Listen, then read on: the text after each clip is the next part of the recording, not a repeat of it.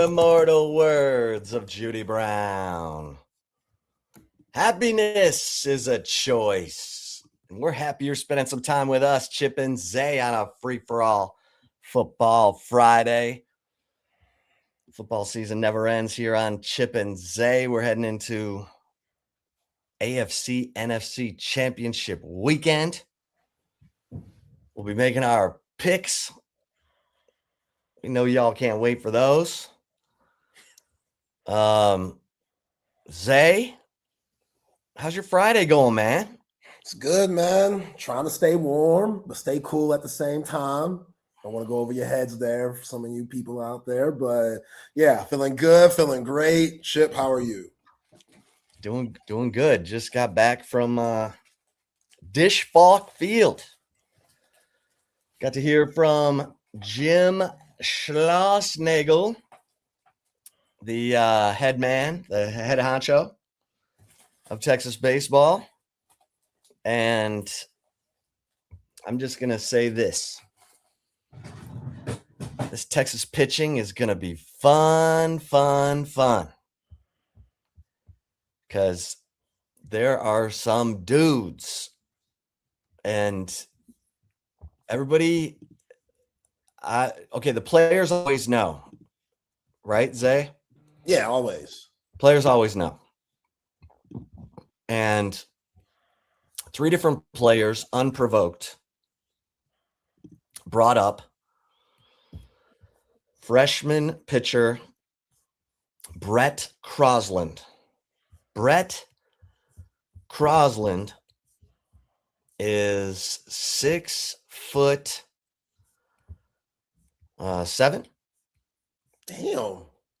Okay, 6'5". 6'5", 250. How you go from 6'5" to 6'7"? Well, because Casey Borba said he was like 6'8". He said he just seems so big. But he's 6'5", 255. And everybody's talking about this guy because he is a super confident, super life of the party personality. Like walked in with like he owns the place, and that's what you want. You want not offensive, just guy's comfortable in his own skin. He throws the heat. And I think that's probably one of the bigger takeaways from meeting with Jim Schlossnagel and some of the players is the depth of pitching. I think is going to be really has a chance to be special. It's probably the reason Texas has a chance to be special. And because there are guys that like I hadn't even really been thinking of until these guys started bringing up their names. So we know about Dylan Volantis. We know about Luke Harrison. We know about Max Grubbs. We know about Ruger Riojas. We know about those guys. But guys like Sam Cozart, Michael Winter. Sam Cozart is 6'6", 260. Damn. Freshman. Michael Winter, 6'5", 240. Freshman. I mean, they got some dudes. And so, you're not going to have to rely on those guys in year one, but Jim Schlossnagel said they're going to pitch for us in year one. And based on all those names I just mentioned, plus you've got guys, returning like Cade Bing and,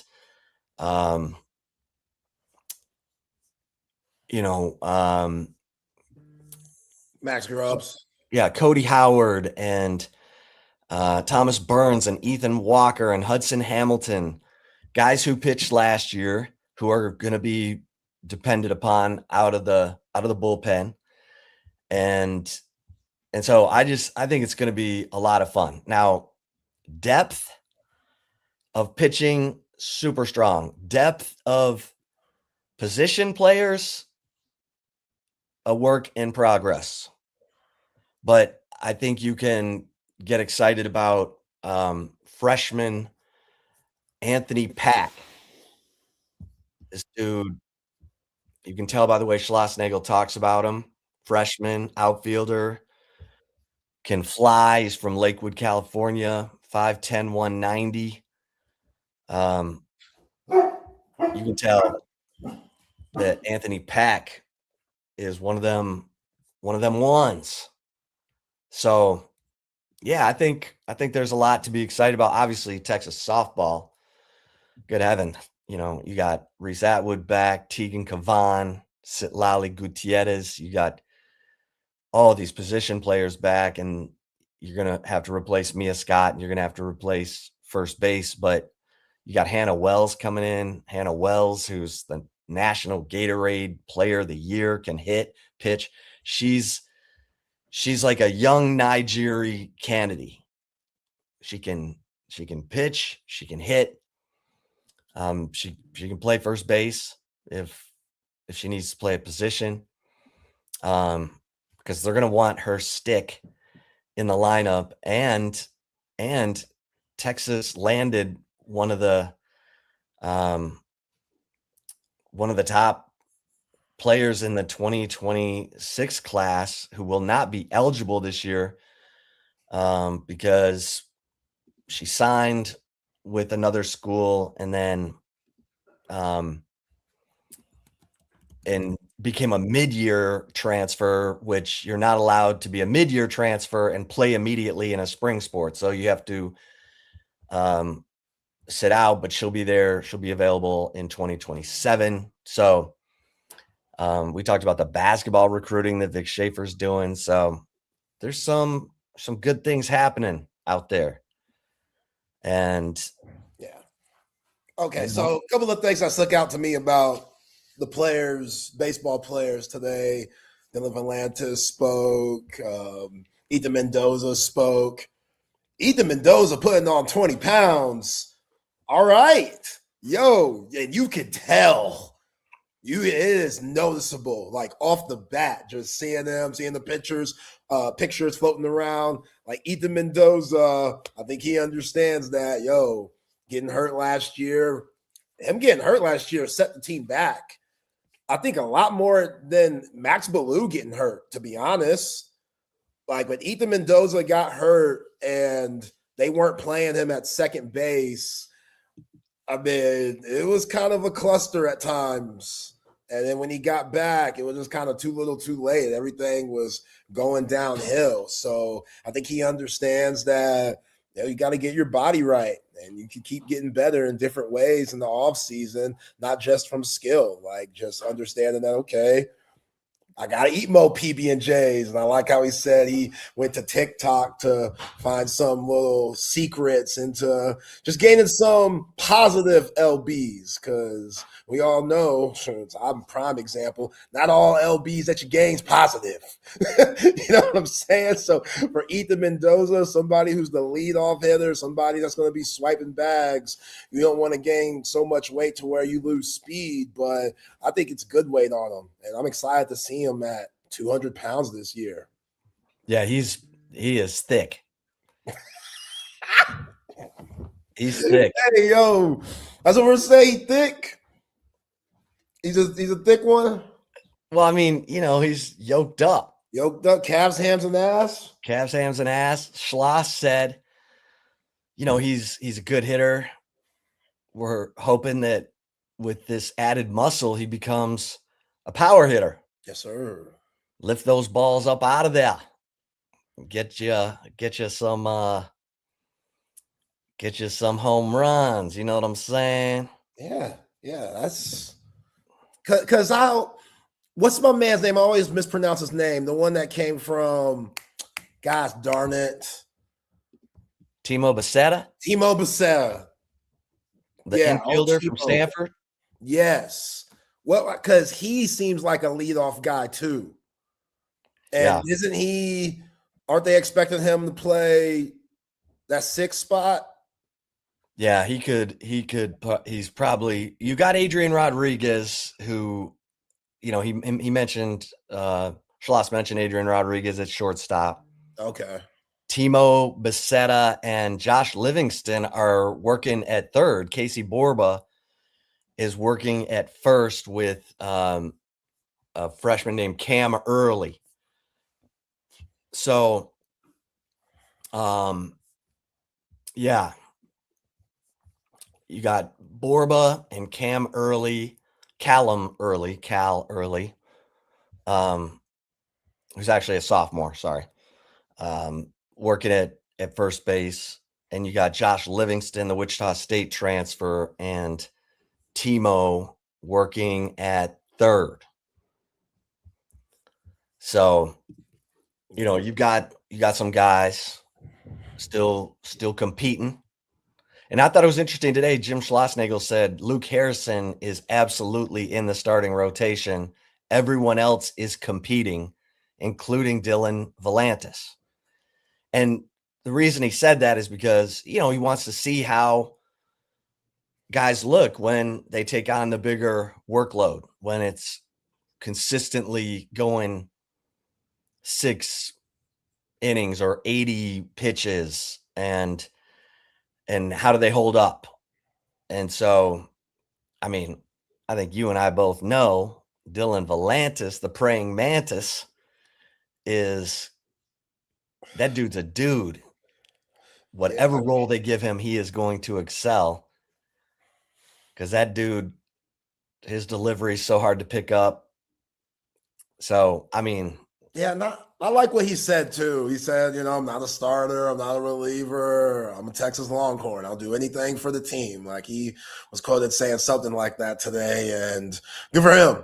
Good for him, because he could easily be coming back thinking, all right, I'm obviously the Friday night guy, right? Like, come on. We know the stuff that he has. Why wouldn't you come in with that type of aura and confidence? But he's a team guy. He wants to win. He wants to get to Omaha and make some noise. And, the old saying goes, your team does well, you'll be noticed individually. So his mind's in the right place, and Jim Schlossnagle knows what the hell he's doing. But, yeah, man, he come on. When we start SEC play, Dylan Volantis, I need a lot of reps from him. Then Friday, setting the tone. I mean, I'm glad you got that many guys where you feel like you could see what happens and have guys battle and mix and match. That's what non-conference play is about, figuring all that stuff out. Because conference play, gauntlet. I don't even know what the schedule is, but all I know is about 10 teams from the SEC are in the top 25. So whatever weekend you got somebody. You got somebody that's coming in that's trying to get to Omaha just like you. So these players know that. That's what they wanted. That's why guys like Carson Tenney came in, and, what's my man's name? The other dude that came in that everybody's really high on. Oh, Aiden Robbins. Yeah. He spoke today too. Yeah. Which always tells me a lot. Like, bro, you don't even have any reps yet. And you already talking to the media? Like, that's a big deal. That means coach has a lot of confidence in you. That means you've already came in and established yourself as a leader of the team without even playing, really. But they respect what you did at your previous stop. And obviously, he's been handling his business and proving to everybody why he's that dude and was so sought after in the transfer portal. Good for him. I'm excited about those two guys, Carson Tenney, Aiden Robbins. So Texas will play 8. So the alumni game is Texas baseball. Alumni game is January 31st, a week from tomorrow. And then they open the season Valentine's Day weekend against UC Davis. They'll play 8 games at home, 3 against UC Davis. They'll play Tuesday night against Lamar. Then Michigan State comes in. Then they'll play UTRGV. Then they'll go to Houston for the Bruce Bolt College Classic. They'll play Coastal Carolina, Baylor, and Ohio State. And then they'll have a Tuesday night game against Houston Christian. Then they'll play South Carolina upstate series, March 6th, 7th, and 8th. That'll be right after my knee replacement surgery. Then they'll play Texas State in San Marcos, and then boom, SEC play, Ole Miss coming to the dish. Then Texas goes to Auburn. Then Oklahoma comes to the dish. Then Texas goes to South Carolina. Then, you'll have some Tuesday night games in there. And then Texas goes to A&M. April 10th, 11th, and 12th. The schedule's tough, but they're avoiding a lot of these, the Georgias and the Floridas and the Tennessees. Well, they get Tennessee in May. Okay. In Knoxville. And they'll play Missouri in Austin. But, yeah, they're not playing Georgia. They're not playing Florida. They'll play Mississippi State and Vanderbilt and Alabama in addition to the other, teams that I mentioned. So they don't get LSU either? No LSU. Man, this schedule ain't bad. It's not bad. It's not bad. I thought it was going to be way worse than that. Yeah. You should be able to go back-to-back regular season champs. Oh, I said it. Yeah, I said it. You don't want to peak too early. That's what they peaked too early last year. You got to peak late. Yeah, but they had once they lost Jarrett Spencer, man. That's where I think you're going to have depth.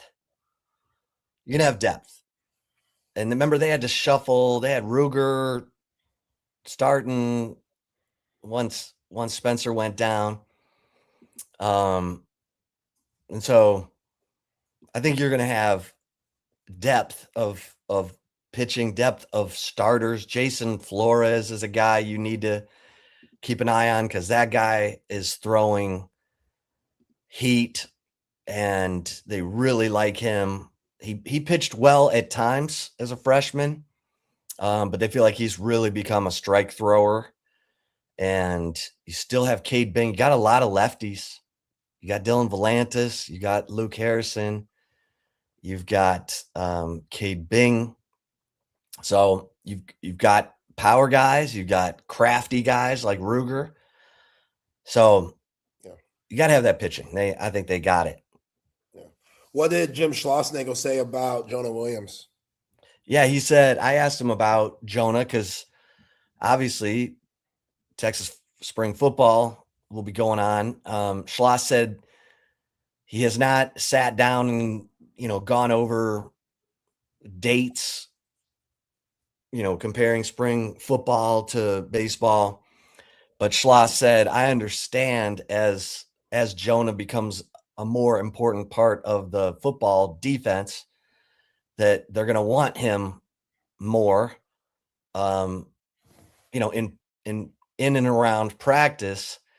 And he said, we got to be mindful because he only gets 20 hours a week to practice both sports. And so, he said the good news is Jonah's got a year under his belt of baseball. He knows how to prepare and to do both. So this will be the first time that Jonah's really in it because they do want him to be a key part of the safety rotation next year. And he's totally capable of it. So it's going to be fun. He's got a lot on his plate, but he likes that. He's prepared for it. And, there are 15 spring football practices that run usually February, late February through March. There's spring break, so they take 2 weeks off and then usually goes a couple weeks into April. It's not every day. It's like 3 days a week. But it'll be a challenge for Jonah. But they brought in Aiden Robbins to play the outfield. Jonah is a big part of their plans in the outfield. And then we'll see if a guy like Anthony Pack, the super talented freshman who can cover a lot of ground, if he can break through, or if it'll be someone else. Schloss noted that their portal guys, they got hit in the outfield more than they had expected, because a couple of their portal guys ended up signing major league contracts. So, that gives a young guy like Anthony Pack a chance. So, because they lost Tommy Farmer, they lost Will Gasparino, they lost Max Ballou, but they've got Jonah, they've got Aiden Robbins, and they got, talented guy like Anthony Pack. We've seen Adrian Rodriguez play outfield. Adrian Rodriguez can play anywhere. Guy's a baseball player, and he's coming off hand surgery. Remember? Yeah, he couldn't switch hit. Yeah, so he's about the only one who's limited. Schloss said they're still bringing Jonah up to speed with all of their preseason preparation, their physical conditioning, and as soon he said he's 2 weeks away. So by the time he finishes the alumni game, he'll be ready to go. He'll be ready to go for opening day.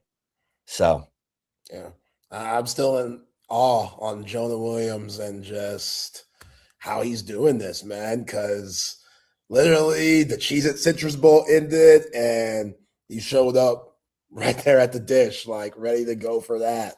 And it's like, bro, you never have a time to rest. Like, I talk about this all the time when we discuss him. There's never a time to just chill, ever. Right. Ever. Like, there's never a time. And, he's dealt with the injuries and stuff. Didn't have much injuries for football, thank goodness, which is good going into baseball season, because I'm sure Jim Schlossnagle is very excited that he's getting a pretty fresh Jonah Williams.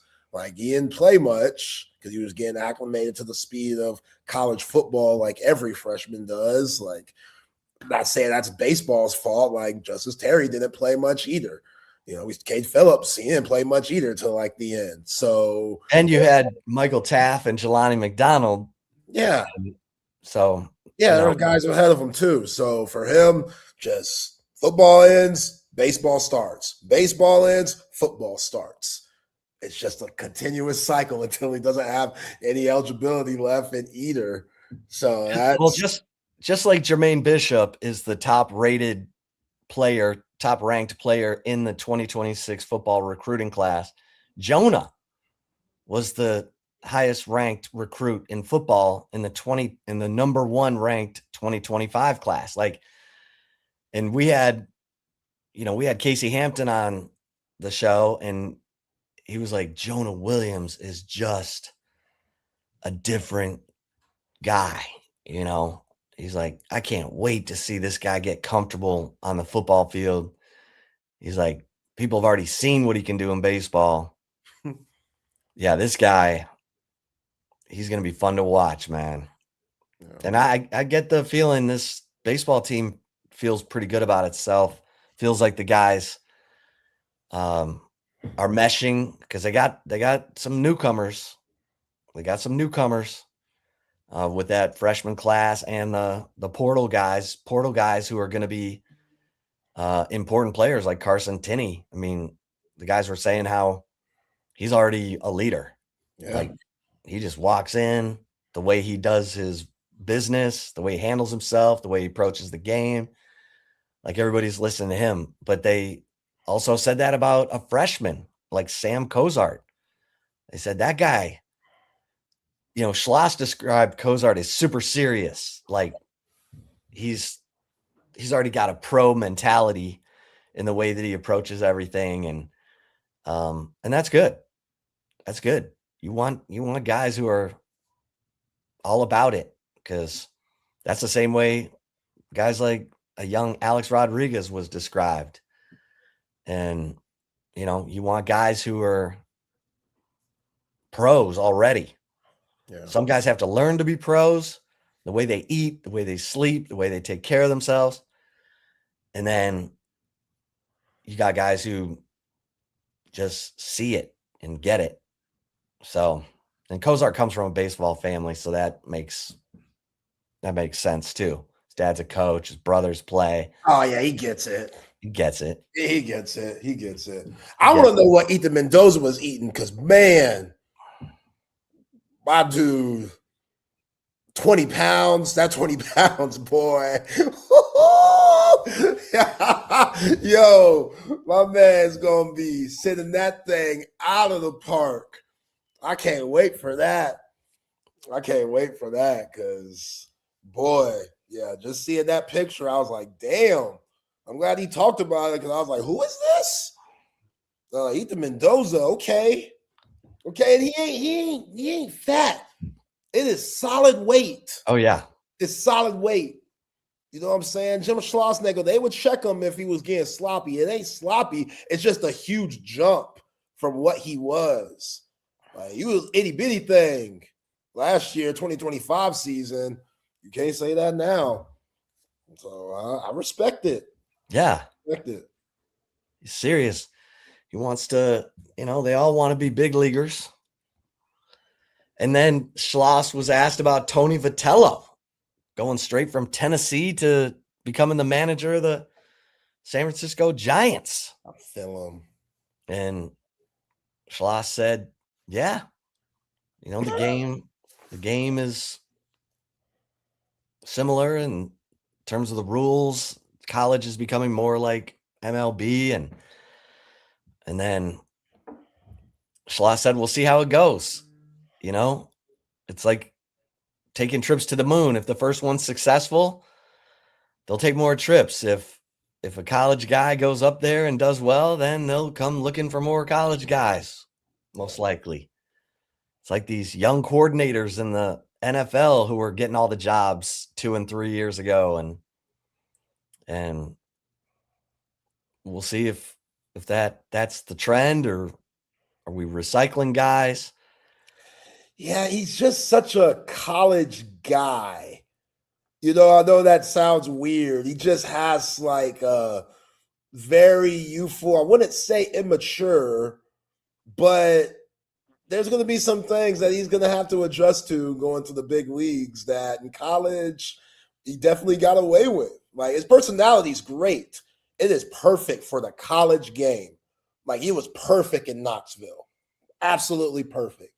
So seeing how that translates to not only the major leagues, but the San Francisco Giants, like, we're serious about baseball in the Bay. You're the only team in the Bay now. You ain't got to worry about the A's no more. So you getting all that love. So it's going to be an adjustment for him, but he is a good coach, and I wouldn't put it past him to get her done. Yeah. Yeah. Well, what's on your mind in terms of the NFL weekend? I mean, or all the sports. Yeah, let's get into Texas football, because it was announced that Arch Manning having minor surgery on a foot, which it's incredible that this dude was dealing with anything with just the way he played. I mean, it's not surprising with the shots that he took due to how bad the offensive line was at times, but also you saw his speed in that Cheez-It Citrus Bowl. Like, the dude didn't look like he was favoring any leg or foot or ankle injuries. And it was weird, like the 60-yard run that he had to end the game against Michigan. That last 10 yards, he got a little hiccup in his giddy up. where it just kind of looked like the gas went out. And I thought that was just kind of a fatigue thing. And also, he was getting crushed earlier in the game. You remember he ran that fourth down, got the first, and got absolutely clobbered. So he was feeling the effects over time that game and just the brutal battle that he was taking there. But I don't know. Now I think about that play, and I'm like, was it his foot? We don't know. But now we find out that he had to have surgery. Don't know how long he's out. I'm sure you could break that down a little more than I can. But yeah, just the guys that are having surgery, not named Arch Manning, Xavier Filsaime, shoulder. We knew about Trevor Goosby's shoulder. Emmett Mosley the fifth, ankle surgery. Ty Anthony Smith's shoulder surgery. And then Ryan Wingo getting that wrist taken care of. So yeah, a lot of these guys who are all going to be back for the 2026 season, just getting right. And yeah, it's a long season. So things like this happen. Doctors are good here in town. I'm sure the ones that University of Texas has are great. These guys will be back in a jiff. Yeah. Arch should be back for spring football. So that's the most important thing. You want him to get that chemistry going with Cam Coleman, obviously Michael Masunis, these running backs, Raleek Brown, Hollywood Smothers, and Jermaine Bishop, freshman, because as I said yesterday, he's in the receiver room, and that could expand over to defensive back if he feels, comfortable enough with what is being asked of the receiver responsibilities. And, that's exciting because that dude is just electric with the ball in his hands. He just makes stuff happen. I mean, it's crazy what Jermaine Bishop did in high school. Like we thought Jordan Whittington was unbelievable in high school coming out of Cuero, and Jermaine Bishop coming out of Willis. I mean, he broke all the Houston area records. He had 5,000 scrimmage yards, 60 plus touchdowns, picked off 15 passes, scored, touchdowns on six returns, from interceptions to punts to kick returns. Like the guy was just, he just impacted everything that he touched. And so when you have a guy like that, you're just like, oh man, just turn him loose. Wherever he goes, he's going to make plays, and however he does it. And so, I mean, that guy is, everybody's all eyes on, Jermaine Bishop, and he may be just fitting in here and there. He could be Dalen McCutcheon. He could be more than that. He could be Xavier Worthy. I mean, if he's that good, if he's got that ability to get open and that ability to, just carry himself, and game's not too big for him, and it's slow for him. We just got to wait and see. You don't want to build that guy up too much because it's hard. For some guys, it's hard. For other guys, it's crazy. They come right in like Xavier Worthy and, 12 touchdown catches. He almost breaks Jordan Shipley's single season touchdown record. So you just never know. And it's going to be fun to watch because he's super special. And, you want to see it. I think Derek Cooper, I mean, that guy's got speed. He's got speed. He can run away from you. I mean, he's 6'1", 205, which is interesting because that's like the exact same size as Michael Terry. I don't know what position. Isn't Michael Terry like 6'3"? He's 6. Yeah, he is taller than that, isn't he? A little taller than that, yeah. Yeah. Jermaine Bishop, and I'm with you on. I never get over my skis. Yeah, Terry's 6'3". Okay, yeah, a little bit. No, it's cool.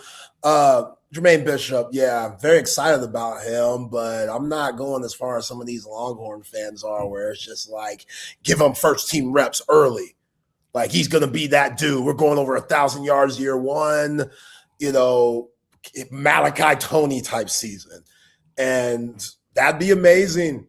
That would be absolutely terrific. But Malachi Tony is an anomaly, in my opinion. Like they're built different. For sure. Yeah, a little lighter ass. Malachi Tony's got calves, hams, and ass. Tank. That kid's a mini tank. That dude, man, he does not go down easily.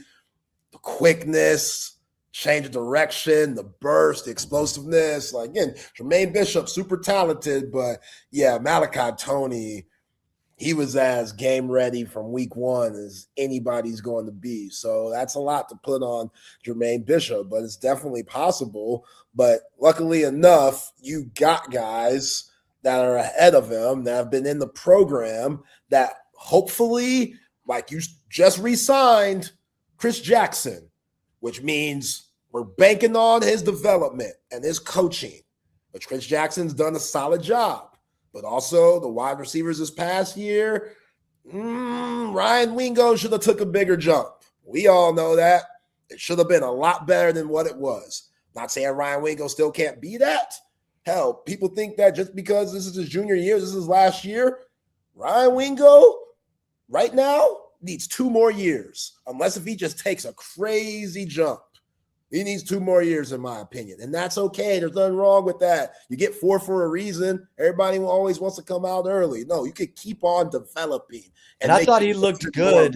I thought he looked good in the Citrus Bowl. Like he looked more confident. He looked more sure of himself. He was grabbing that ball, snatching it out of the air and racing. And yeah, I thought Wingo looked good in the Citrus Bowl. Yeah, I agree. So we got to build off that momentum. But Khalid Lockett, Dalen McCutcheon, hey, Khalid Lockett's over here like, what's up? I'm ready. You heard Roger Wallace. Roger Wallace said he was emotional after that Cheez-It Citrus Bowl. Like, he was. Because he knew that touchdown, that was a big-time play. That was a big-time catch. And he probably had a lot of doubt this season because all of these blue chip 4, 5-star guys, they're not used to sitting on the bench. They've never done that in their lives. And people think it's just easy to buy into that and be okay with it and buy into coach's process with you. You got to really buy in because a lot of guys, especially if you got Uncle Elroy talking crazy in your ear like, yo, nephew, look at this. Nephew, number 1 out here, he can't catch the ball for damn his life. You better than him. So you got to block out all that distraction stuff. And Khalid Lockett has clearly bought in. Jamie French said, I can't do it. Khalik's ahead of me. Dalen's ahead of me. Y'all bringing in Jermaine Bishop. Witt is calling me over to Ann Arbor. Hey, Jamie French, good for you, bro. You had to do what you had to do. But those guys that have balled in, they're probably looking at Jermaine Bishop like, yo, wait on, young buck. We waited too, and we going to make sure you wait because they're going to choose us over you, which I'm all about. Earn your reps. You know what, though? All about. Earn those reps. When Xavier Worthy showed up, he was like, y'all got to catch me. Like, and that's what you want. You want a dude who walks in like, y'all ready for this? And who was wide receiver 2 that year? Was it Casey Kane? Yeah, it was him. It was Jay Witt and Xavier Worthy and Casey Kane. Yeah, because didn't Jay Witt get hurt again that year? Collarbone? Am I? No. You sure? What, 20? Like he was playing and then got hurt. 2022? Yeah, Xavier Worthy's freshman year. Like Jay Witt looked good, and then he got hurt. I think it was the collarbone. CB, where you at? Help me out.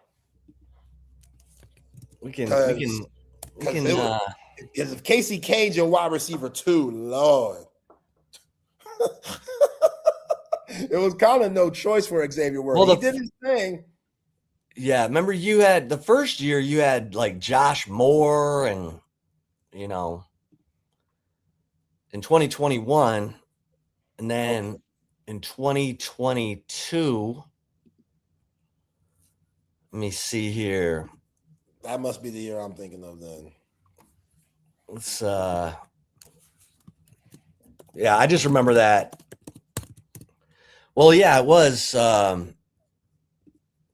see, Worthy.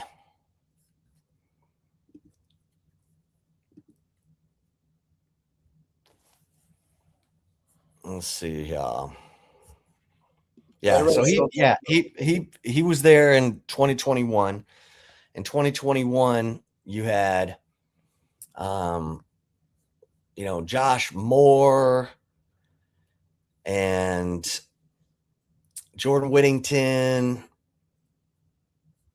and Worthy, and it was pretty much the Xavier Worthy show. Your leading receivers that year, that was the year Casey Thompson threw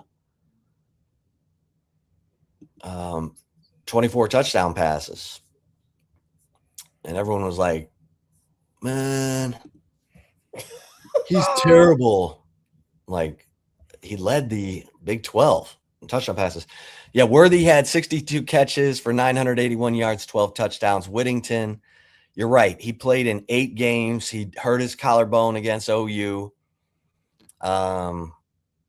He had 26 catches. And then, hell, Bijan was your third. He was tied with Jordan Whittington with 26 catches. Then you had Marcus Washington and Josh Moore. Josh Moore ended up quitting or getting kicked off the team 9 games into the season. Yeah, that was rough. That was a rough year at the receiver position. And then it's gotten better each year since. Remember they brought in a Jai Hall? Oh, yeah. My man got the boot, literally. Get that boot off your car, Jai Hall. Where are you from? We don't deal with that where he from. We get the boot off the car ourselves, man. In I'll park here if I want to. In 2022 is when you had Worthy, Whittington, and Casey Kane. Okay. And Casey Kane had 8 catches.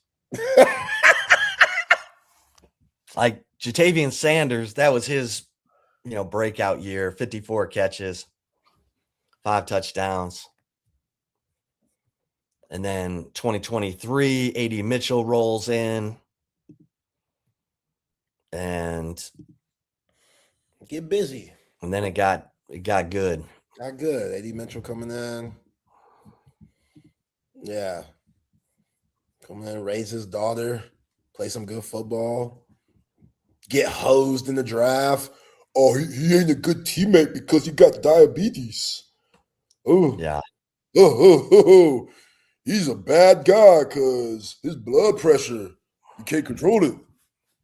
Like, what? What are we doing, man? What are we doing? Then they tried to scapegoat him in Indianapolis. That poor guy. Thank goodness my girl Carly Ursay was like, look, we're just going to give you another opportunity. If I was here earlier, she'd probably be like, this wasn't to happen. If she was, more on the scene, that wasn't to happen.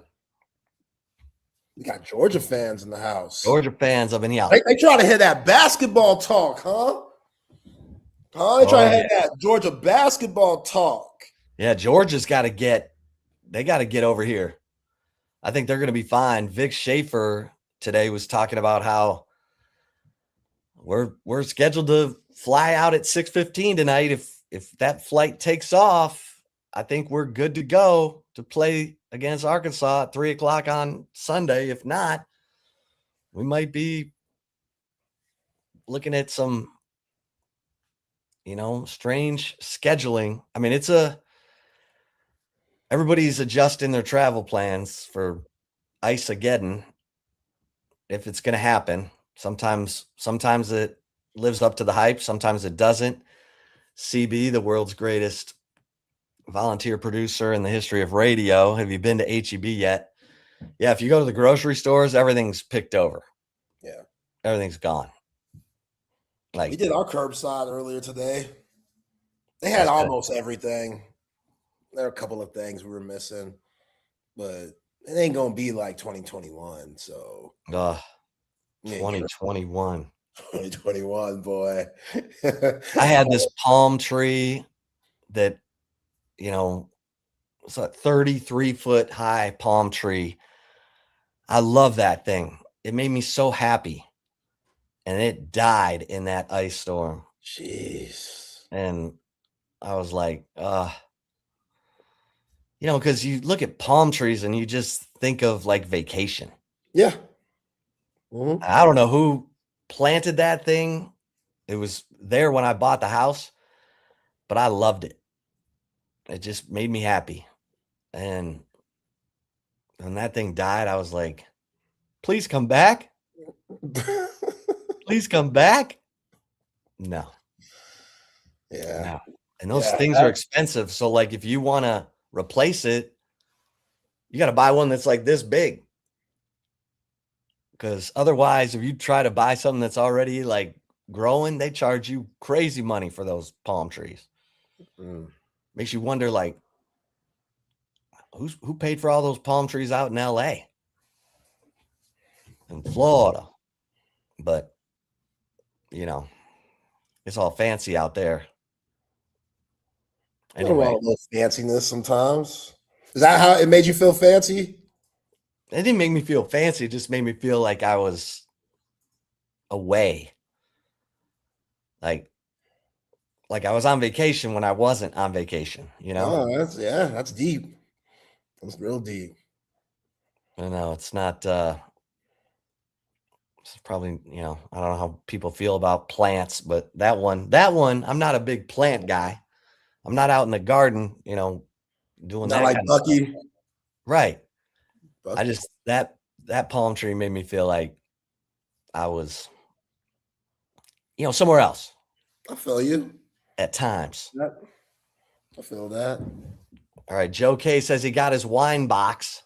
That's good. Hey, priorities. Get your priorities. People are still drinking box wine, huh? Hey. All right. I feel you, Joe K. My dad, Doc Brown, God bless him, R.I.P. He loved his box wine.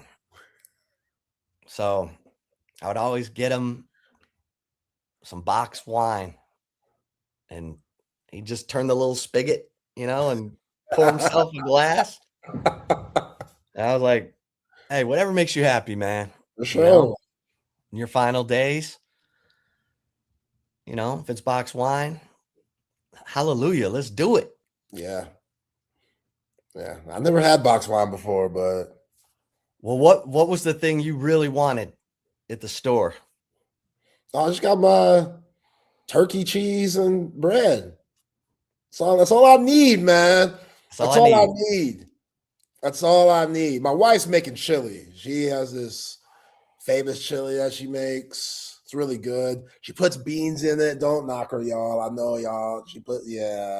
It's different. We don't call it Texas chili. It's just chili. It's not Texas chili. I know the difference. Trust me. I know it is a difference. I'm not going to fight with anybody that says, no, this ain't real chili. That's fine. That is perfectly fine. But yeah, we just puts beans in it. It's still good. You know what I'm saying? I ain't making it. So I'm very thankful that she be whipping it up. Yeah. How about you? You got anything that you need to have? Snacks? Nah. I mean,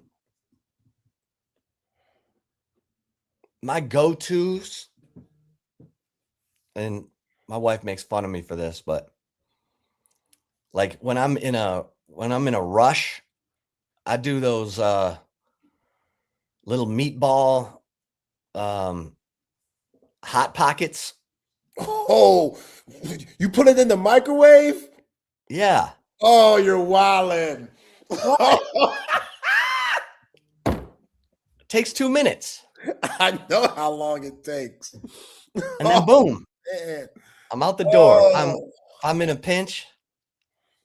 wow. Yeah, What? Eleanor has every right to make fun of you. Oh You are yeah. out No, of she control. doesn't. She prepares all her food. I mean, Yeah. and I'm always like, "Hey, what are you making? Can I have some?" Because she's always whipping together these nice little, she'll throw some stuff together in the in the wok or some pasta. So She's it's just good. a timing thing. It's quick. Yeah. That's okay, because you're gonna have to put that thing in the air fryer. That's a game changer. That's the air fryer has changed the hot pocket game Yeah. forever. I wish I Yeah. had the air fryer as a kid. Oh man. Okay. We had the Foreman as a kid. That was when Oh that yeah. happened. Yeah, old George. Shout out to George. I think RIP. He ain't with us no more, is he? Man. I don't think Big George is with us no more. But man, that grill, like, I know Yeah. folks I don't even know about his boxing career because that grill was so popping. Yeah. And who turned it down? Hulk Hogan. Yeah. I Could have had the mean, Hulk Hogan grill. I He mean, turned it down. George Foreman said, "Yeah." mm, Yeah, he passed away March 21 of last year. yeah. All his kids are named George. It's weird, man. Do they have the same mom? I'm sure they don't. Yeah. I'm sorry, but I'm sure. Hey, that's for you to Let's see. that's for you Let's to see. find out. Foreman, baby, mamas. Plural. Plural. Married 5 times. Yep. Yep. Yep. No wonder he came out of retirement to fight for big bucks. 12 kids, married 5 times. Well, Damn, George. that George Foreman grill paid some bills, I'll tell you that. Oh, yeah, for sure. Yeah. Hulk Hogan's racist ass couldn't have all that. Yeah. He Yeah. didn't need that. George Foreman, baby.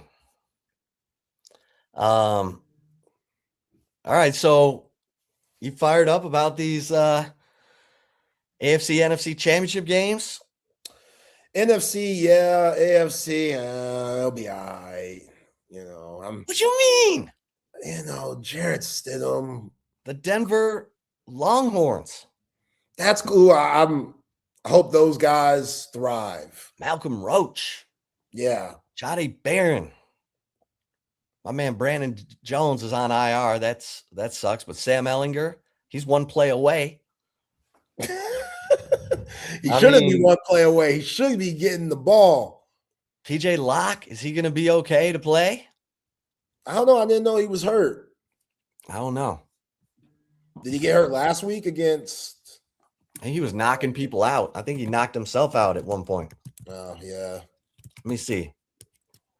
I mean, he only knows one way to play, so I'm not surprised by that. Let's see. He left the game with a leg injury, but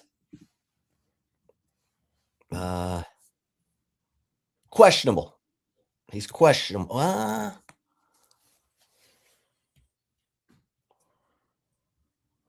He might. We'll see. Game time decision. Yeah. No, I've become a big fan of Drake May ever since I found out he's been with his wife since 7th grade. That's my guy. That is the classic American story right there. I don't know who will play him in the biopic later on, because you got to start from when they met, 7th grade. You got to keep working up. High school, North Carolina, and now She's a TikTok sensation. She always baking for the team and stuff. You know, she's been putting out these I Love Drake May shirts that are going crazy in the Boston area. Like, that's my girl. That's my girl. She might be the new Brittany Matthews, Chip. She might be the new Brittany Mahomes. You know what I'm saying? Okay. That's always got to have a good woman by your side. Gotta have one. So this Texas Rock since the 7th grade. That's psychotic. Texas rocks too. You don't love love, bro. You clearly don't love love. This is a love story. Come on, man. You never watched Hallmark with moms back in the day, the movies, those cute movies, rom-coms. I gotta be in touch with y'all's sensitive side a little bit more. Psychotic, real love. If you know she's the one that early, if she knows that he's the one, settling, what's wrong with y'all? Settling's crazy. We love hair of the dog. You know, we love, man. She has taken his game to new heights. She has since the 7th grade. He probably won nothing in the 7th grade. He meets her. His whole outlook on life changes. Whole outlook on life. She probably gives him confidence that if you had to rank the quarterbacks going into this weekend, you're probably gonna. I'll let you rank them. You got Stafford, you got Drake May, you got Jarrett Stidham, you got Matt Stafford, you got Sam Darnold. Stafford, May, barely over Darnold. Not by much, but barely. Then Darnold, then Stidham. Hell, Stidham 5, Ellinger 4. How about that? I hope Stidham tears it up. All right. Because this is the kind of stuff that it's like my man Nick Foles.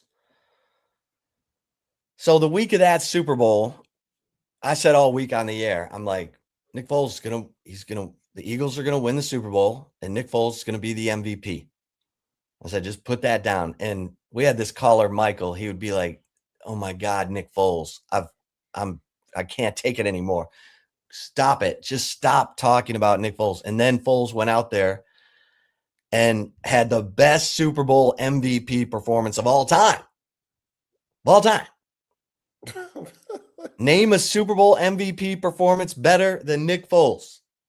Philly special, fourth down conversion, come from behind drive to beat Brady when Brady throws for 514 yards. Probably Brady coming back from 28-3, but I'll let you have your moment. Go ahead. Okay, thank you.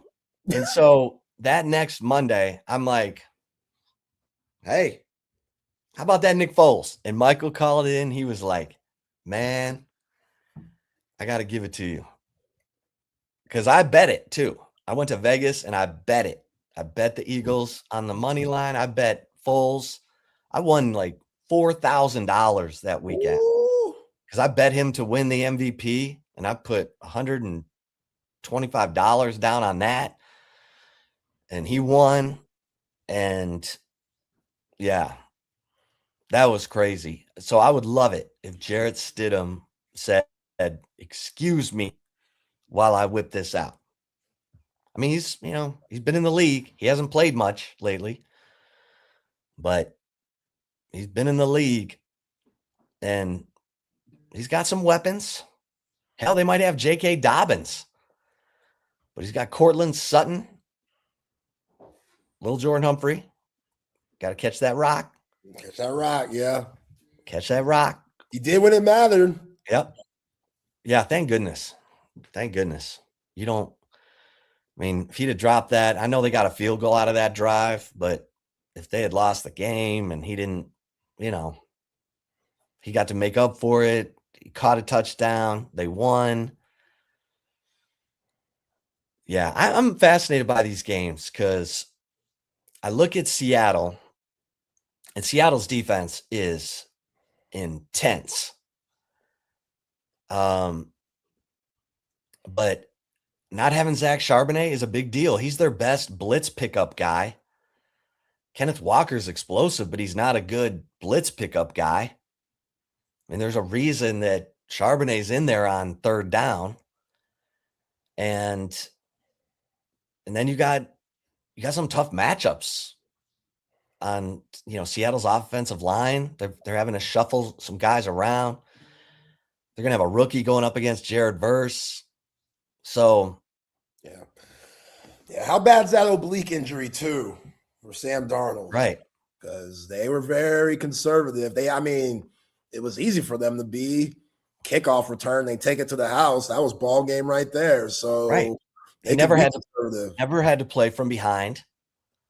He was didn't really have to put the ball in the air much. I don't know if he threw more than 20 passes. So, yeah, they're going to test him. We'll get some licks on him. Let's see how Sam Darnold gets up. Think of the crazy way that last game between those two teams ended. Where, the ball gets loose and Charbonnet just randomly picks it up in the end zone for the touchdown. And, the Rams were up, and then, they gave up a 16-point lead. Like, I look at the Rams, and I think the Rams should win this game. Yeah. But I'm trying to determine if Seattle's defense is that good. And I'm not sure that it is. I know they're playing at home, but the real 12th man. Yeah. Aggie fans, you hear me? The real 12th man. Not that weird cult that y'all got going on. But I think their defense is that good. Seattle? I think Witherspoon, one of the best corners in the league. Lawrence, one of the best defensive players in the league. Not Lawrence, Williams, Leonard Williams. One of the best defensive players in the league on the line. They move him around a lot. You see him playing the interior. You see him playing him on the edge. Byron Murphy is underrated to household NFL fans, but we know how good he could be, and he's been really freaking good late. Really freaking good. So, yeah, they got a lot of guys that can make plays. Kobe Bryant's a good player. Secondary's tough. My man, and I can never pronounce his name, the steal that they got from South Carolina, that big-ass safety. Nick Imanwari. That dude, talking about just throwing your body out there. Yeah, I think they're that good. So, Matt Stafford, better have your head on the swivel because Puka Nacua, he's going to have one of them games. Devontae Adams going to have to be good. Going to have to be able to run the ball with Corum and Kyron Williams when you need to, which I love Kyron Williams. I think he's one of the more underrated backs in the league. Like, obviously, Bijan, Jahmyr Gibbs, Tristan McCaffrey, those guys get a ton of love. But Kyron Williams is a really good back. And sometimes people forget about how good he is, and then you see him just slither his way through holes. And he's not the biggest guy, but on the goal line, you need about 6 or 7 yards, and you think you got him in the backfield, and somehow he just maneuvers his way to get loose and get skinny. He's a good back. So, yeah, Stafford could have one of them games, which I love Stafford too. I always like when they show his 4 girls, which salute that guy raising them girls when they get older because they all blonde too. He's going to come across a lot of D-heads trying to get with his daughters, boy. Stafford, I hope he takes boxing classes because there's a lot of F-boys that I'm sure he's going to be dealing with from years to come. But it's always a cute moment when he has his 4 daughters and they all decked out and they hug him before the game and stuff. And shout out to Kelly Stafford too, because she's calmed down. She was wilding at one point. She like last year around this time or before, she was wilding, absolutely wilding. She's calmed down. You don't see her in the limelight as much. You don't see her saying crazy stuff about how she was trying to make Matt jealous back in Athens by getting with the second stringer. You ain't hearing nothing like that no more. And Stafford forced his way in the car. She said this. Stafford forced his way in the car and like locked the door and was like, what the hell you doing with him? Like, that's not a red flag or nothing, but whatever. We love love. It's love now. Somehow that wasn't anything dark. It turned into love. She wanted it to happen and it happened. But she's been cool. Yeah, she looked good. She looked good. Yeah, I ain't say that. She looked good. She do her thing.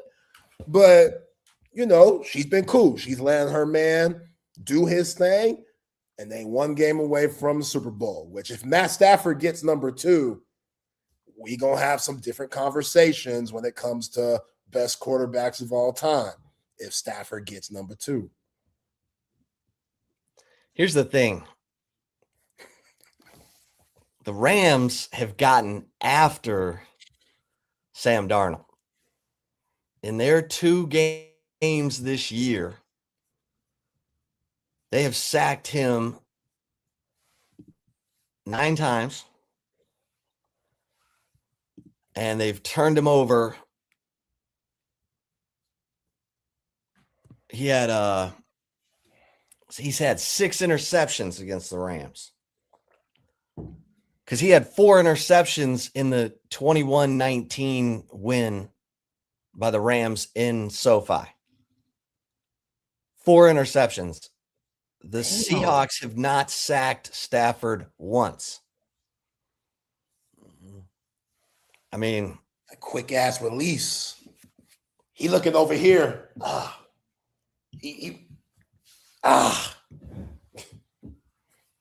Yeah, they better protect him. Oh, Sam Darnold. He due for a bad game, man. It's the playoffs. Like last week didn't show me nothing, Sam. I'm sorry. I can't give you last week's win. Congratulations. You're in the NFC Championship. But when homeboy took that thing to the crib, it was over with. That was first play of the game. The 12th man was rocking. It was over with then. Also, all Sam Darnold had to do was go in the game and hand that rock off to Kenneth Walker III, and easy money on to the NFC Championship. They're going to take all that away. Like, they're going to have to be careful with Kenneth Walker. Are you going to run him like Earl Campbell now? Because you don't got Charbonnet. So, all right. You're going to have to change the game plan a little bit. That plays into the Rams' favor, if you ask me. Well, the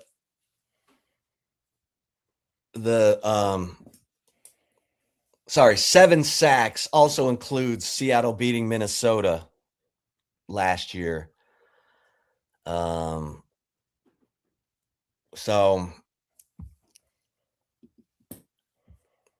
I don't know, or when the Rams beat the Vikings.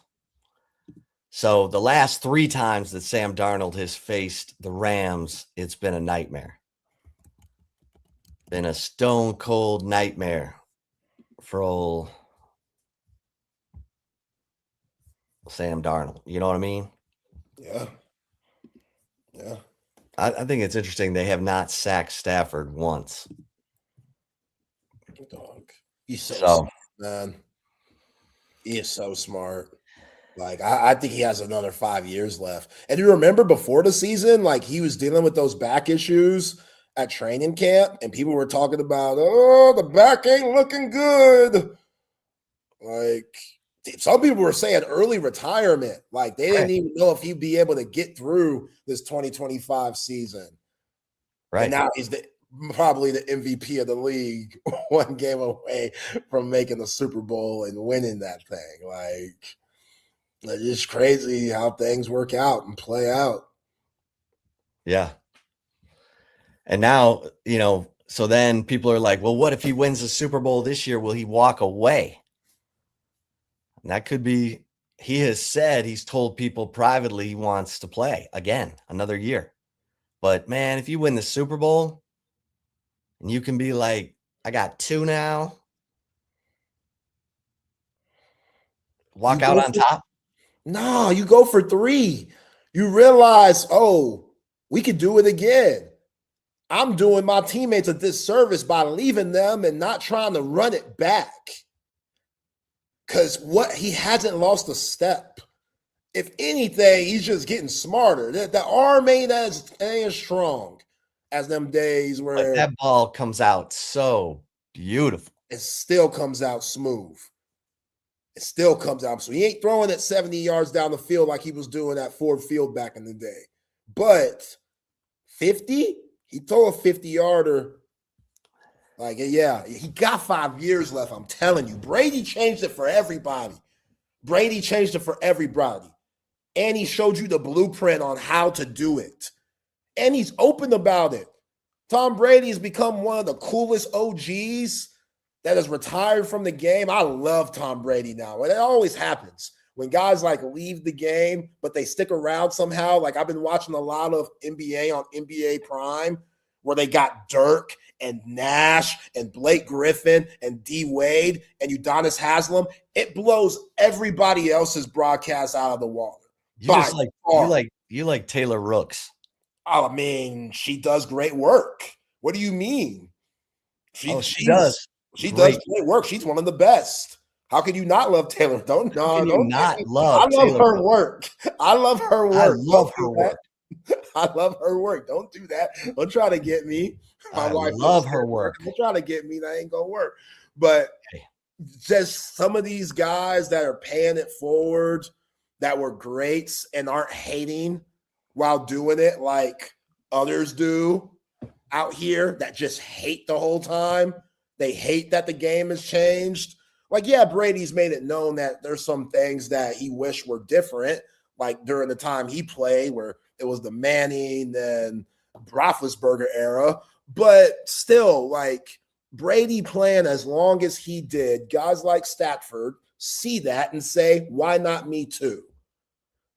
Especially with all the things that they've taken out of the game. They ain't going to hit you.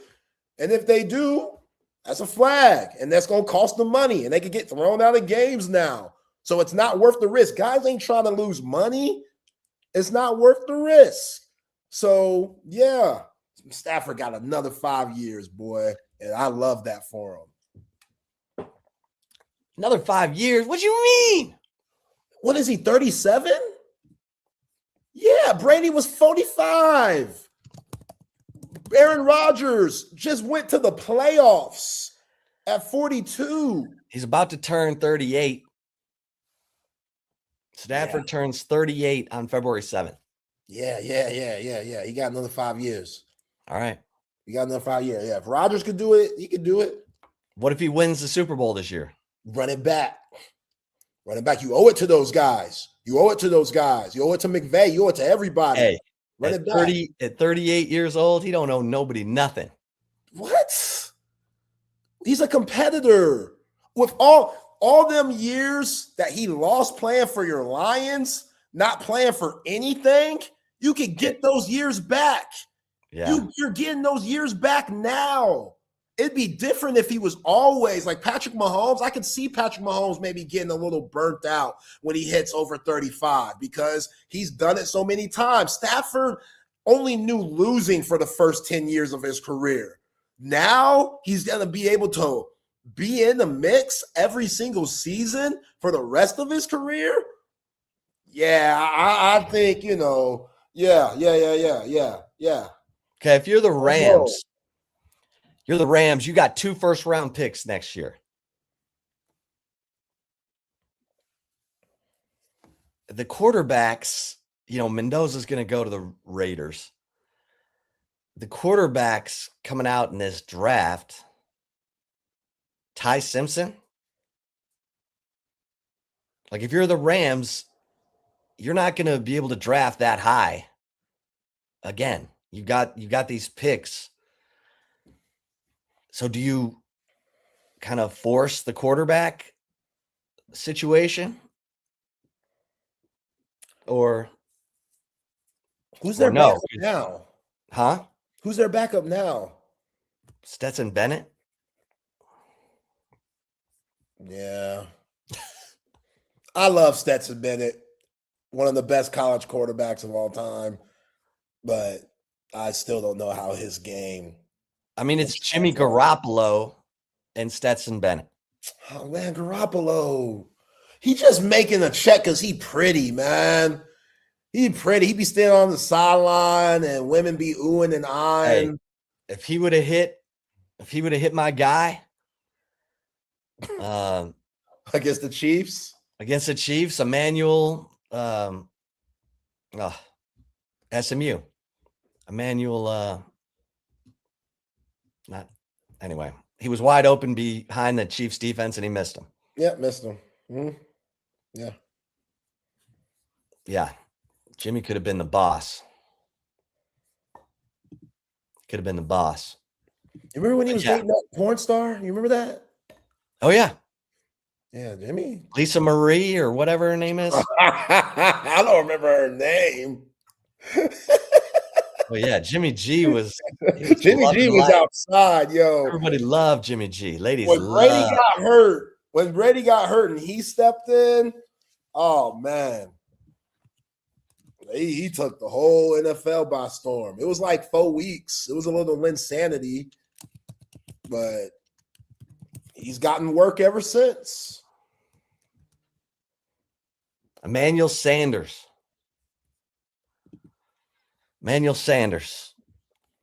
wide receiver, SMU, wide open behind the Chiefs defense. 49ers could have won the Super Bowl. Jimmy G missed him.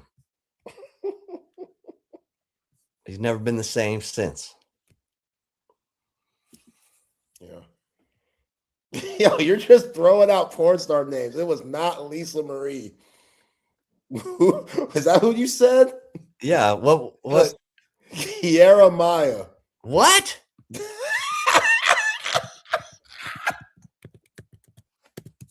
That's who he took on the date, 2018.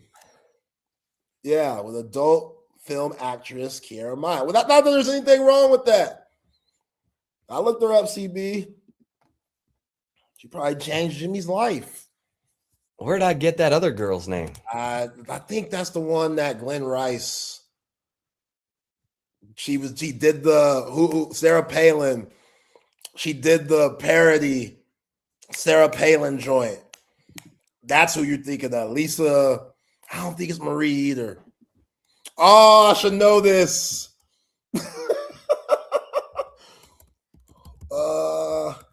Who's nailing Palin? That's Glenn Rice.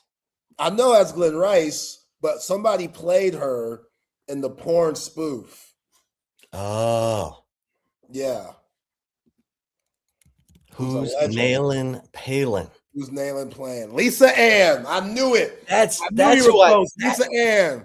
That's who I thinking of. Yeah. Yeah, that's not who Jimmy G took out, apparently, according to the Googles. Yeah, you're right. I think Lisa Ann. Yep. There we go. Glenn Rice. Yeah, he was spotted on a date with her. Lisa Ann? No. No? Oh, no. She was with that Notre Dame guy. Who was that?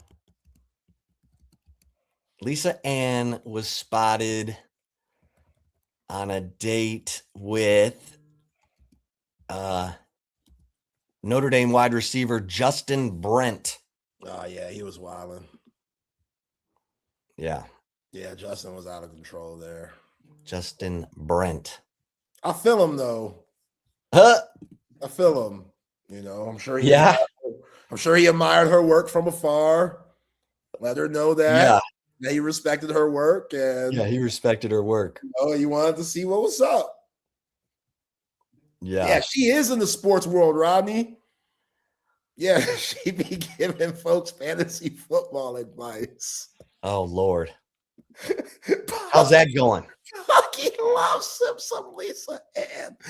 No, he doesn't. Does he really? I'm going to have to call him and ask him. Because that's crazy. Again, she does good work. She does good work. Oh, yeah, she does good work. She's in the Hall of Fame. She's very informed. Yeah. She's up there with Miami Girl. Miami Girl, she's a future Hall of Famer. I heard she had to apologize, Chip, the Miami porn star that we showed, Bella Danger.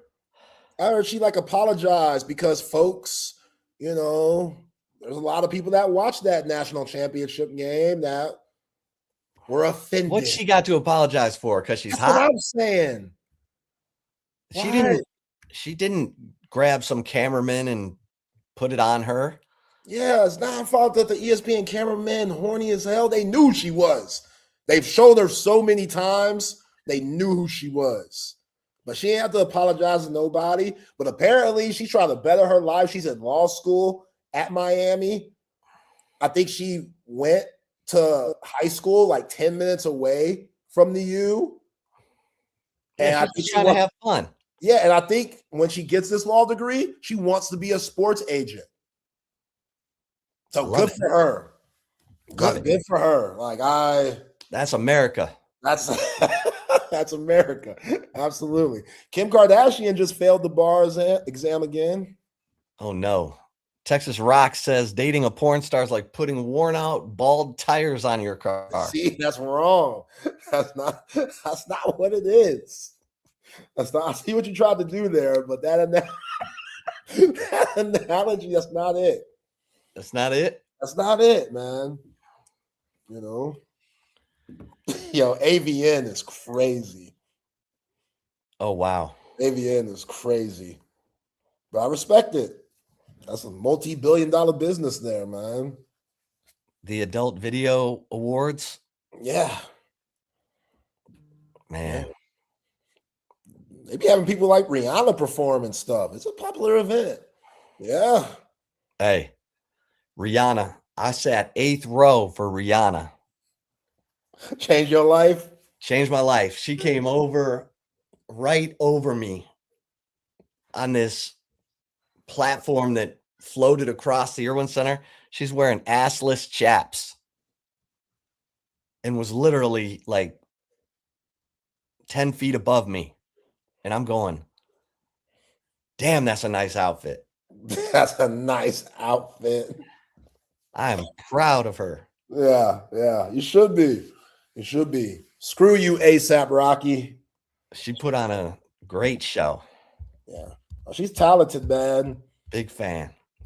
Hey, I need ASAP Rocky to stop getting her pregnant, though. He's messing up the process. He's messing up the process. We love love and all, but also we love music too. You know what I'm saying? I'm glad she has completely embraced motherhood and all that, but come on. Rihanna hasn't put out an album in like 10 years. Yeah, she needs to get back in the studio. Get back in the studio. I blame ASAP Rocky. That's all on him.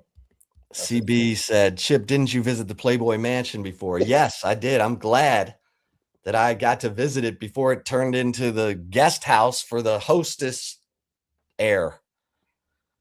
So the guy who owns Hostess ended up buying the Playboy Mansion. So because he's like, so his ex-wife and his kids can live there. That's a weird place to want to be. So the Playboy Mansion is not, it's not doing the parties anymore. It's like did it Hef get canceled? Hef's dead. Yeah, but before he passed. No, he didn't get canceled. All right. He just died. All right. Be careful. Did he get canceled? Yes. I mean, he's been canceled all his life.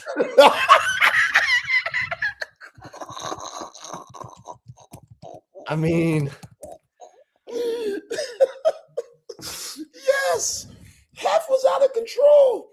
Okay. I didn't realize. Hef was out of control. All right. I'm laughing at Chip. I'm not laughing at the situation. Don't cancel me. I'm laughing at Chip because he's funny.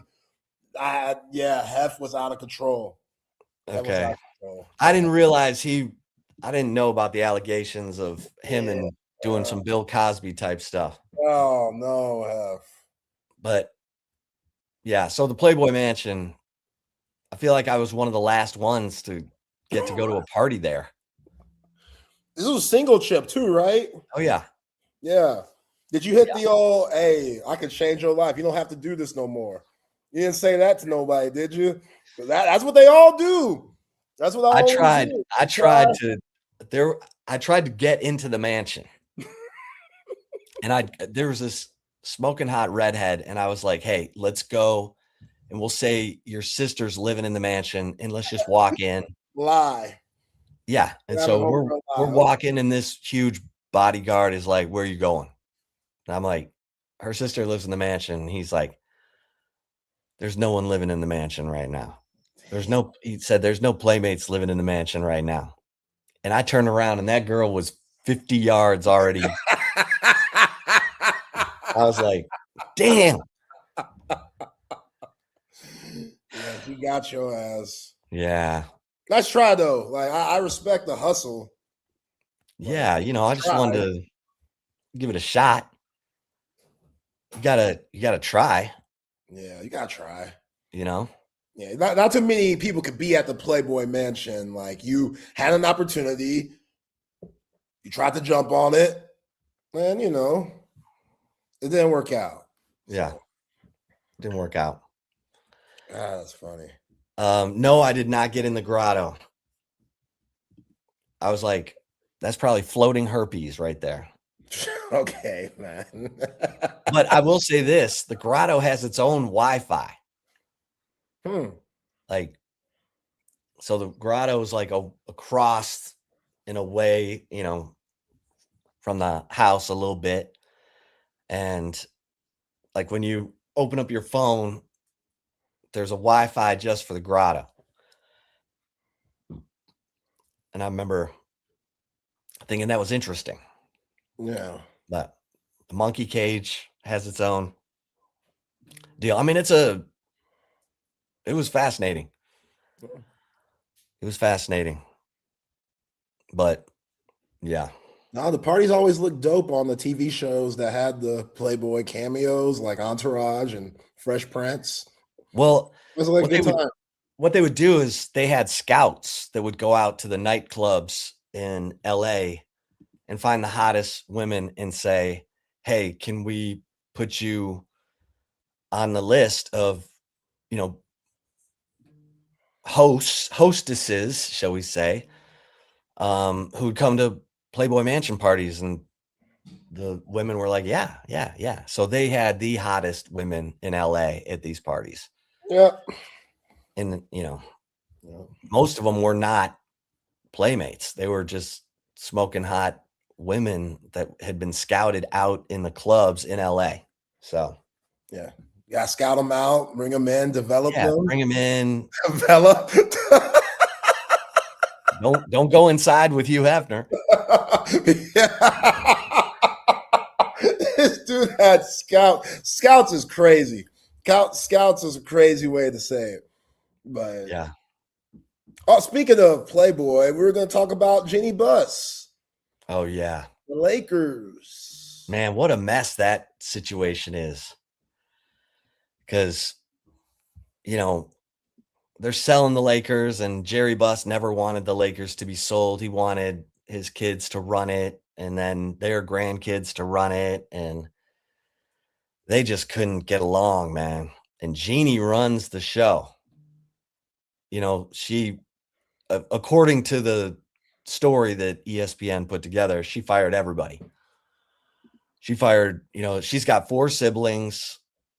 Well, she's got a sister and 2 brothers who Jerry Buss had with her mom. And then Jerry Buss had 2 other sons with a different woman, and she fired them too. Yeah, wasn't it the maid or something? It was someone that used to like work around. Well, that's Schwarzenegger. Oh, okay. Schwarzenegger's the one who had a 10-year-old, like his housemaid or whatever had a kid, and it was Schwarzenegger's kid. Schwarzenegger knew it, and it didn't become public until the kid was like 10. And so Maria Shriver, Schwarzenegger's wife, she's just like, hey,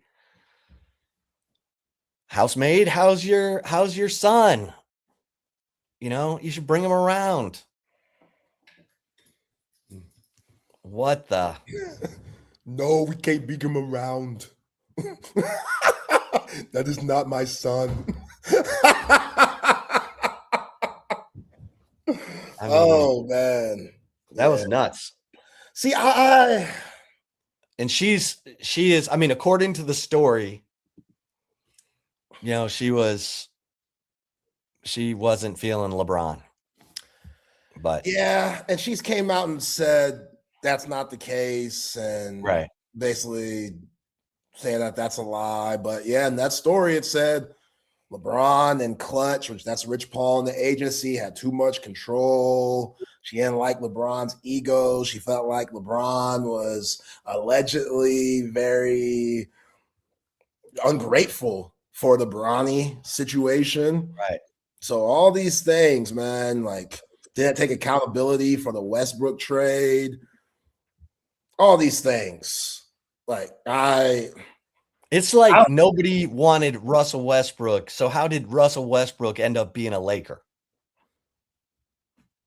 Like, who wanted Russell Westbrook? So when did he get to? Because LeBron is like, that guy was terrible. Well, they kind of intimated that LeBron wanted Russell Westbrook. Right. And I want to say it was when Russell was coming over from the Wizards, where he was putting up some good numbers, but they weren't winning. So it was just numbers. And now you're on the Lakers where we're playing winning basketball here, which means you're going to have to change your game for Bron. And that's just what it is. And Russ got an ego too. Oh, like, Russ is not the easiest to deal with. He plays hard. He busts his ass. Like, you'll be able to count on him being available. But also, sometimes Russell will get in his head and it'll take away from his game. And it'll take shots that are horrible. And he won't do what the offense is orchestrated to do. And he also can be a distraction off the court. Right. So that was like wasted time and energy, and everybody was blaming each other for that. And I read that story and I'm like, I don't know how I feel about Jeannie Buss anymore. You know what I mean? Because that whole family is just, it's sad. They've just, and part of that is, look, Jerry's the one who took the big risks and it all paid off for him. He paid $57 million. He got the Lakers. He got the LA Kings. He got the Forum. I mean, and his first year as the owner, they draft Magic Johnson and win the championship. So, Jerry Buss was like Midas. Everything he touched turned to gold. And then there was like an agreement in his. He was cool with Hef. Yeah. That was the homie. Jerry Buss and Hef, they were tight. Oh, yeah. That was the homie. Yeah. It was weird. Like in the divorce, there was like some agreement Jerry Buss would not have more kids. And then he had more kids. And so his two youngest sons were never, fully ingratiated into the family. And I don't know, man. That is a rough situation. Yeah. That was, oh man. But every time I think of Jerry Buss, I just see John C. Reilly. You remember he played him in the biopic? Yeah. HBO. Yeah. Which was good. Only lasted 2 seasons. It should have went longer. Like, all right, can we get to like 87, 88 or something? Like, there's a lot more about the dynasty. At least get to when it was ending. Like, can we give Magic AIDS? Can we see that? How that goes? I mean, it happened. It happened. Let's get further. Like, once Magic retires, then we can end the series. It was such a good series that needed at least 5 seasons. They needed at least 5 seasons. That was good. Did you say you have Hulu? Yeah. Okay, then you need to watch the documentary On Jerry Buss? The Lakers. It's called Legacy. The true story of the LA Lakers. Okay. It's 10 episodes. Damn. And it's a documentary. It's not actors. So, yeah. All right. You'll that's all you. That's got Zay, the right call, Collier written all over it. Yo, CB. 91, man. That issue, elite. Oh, 91.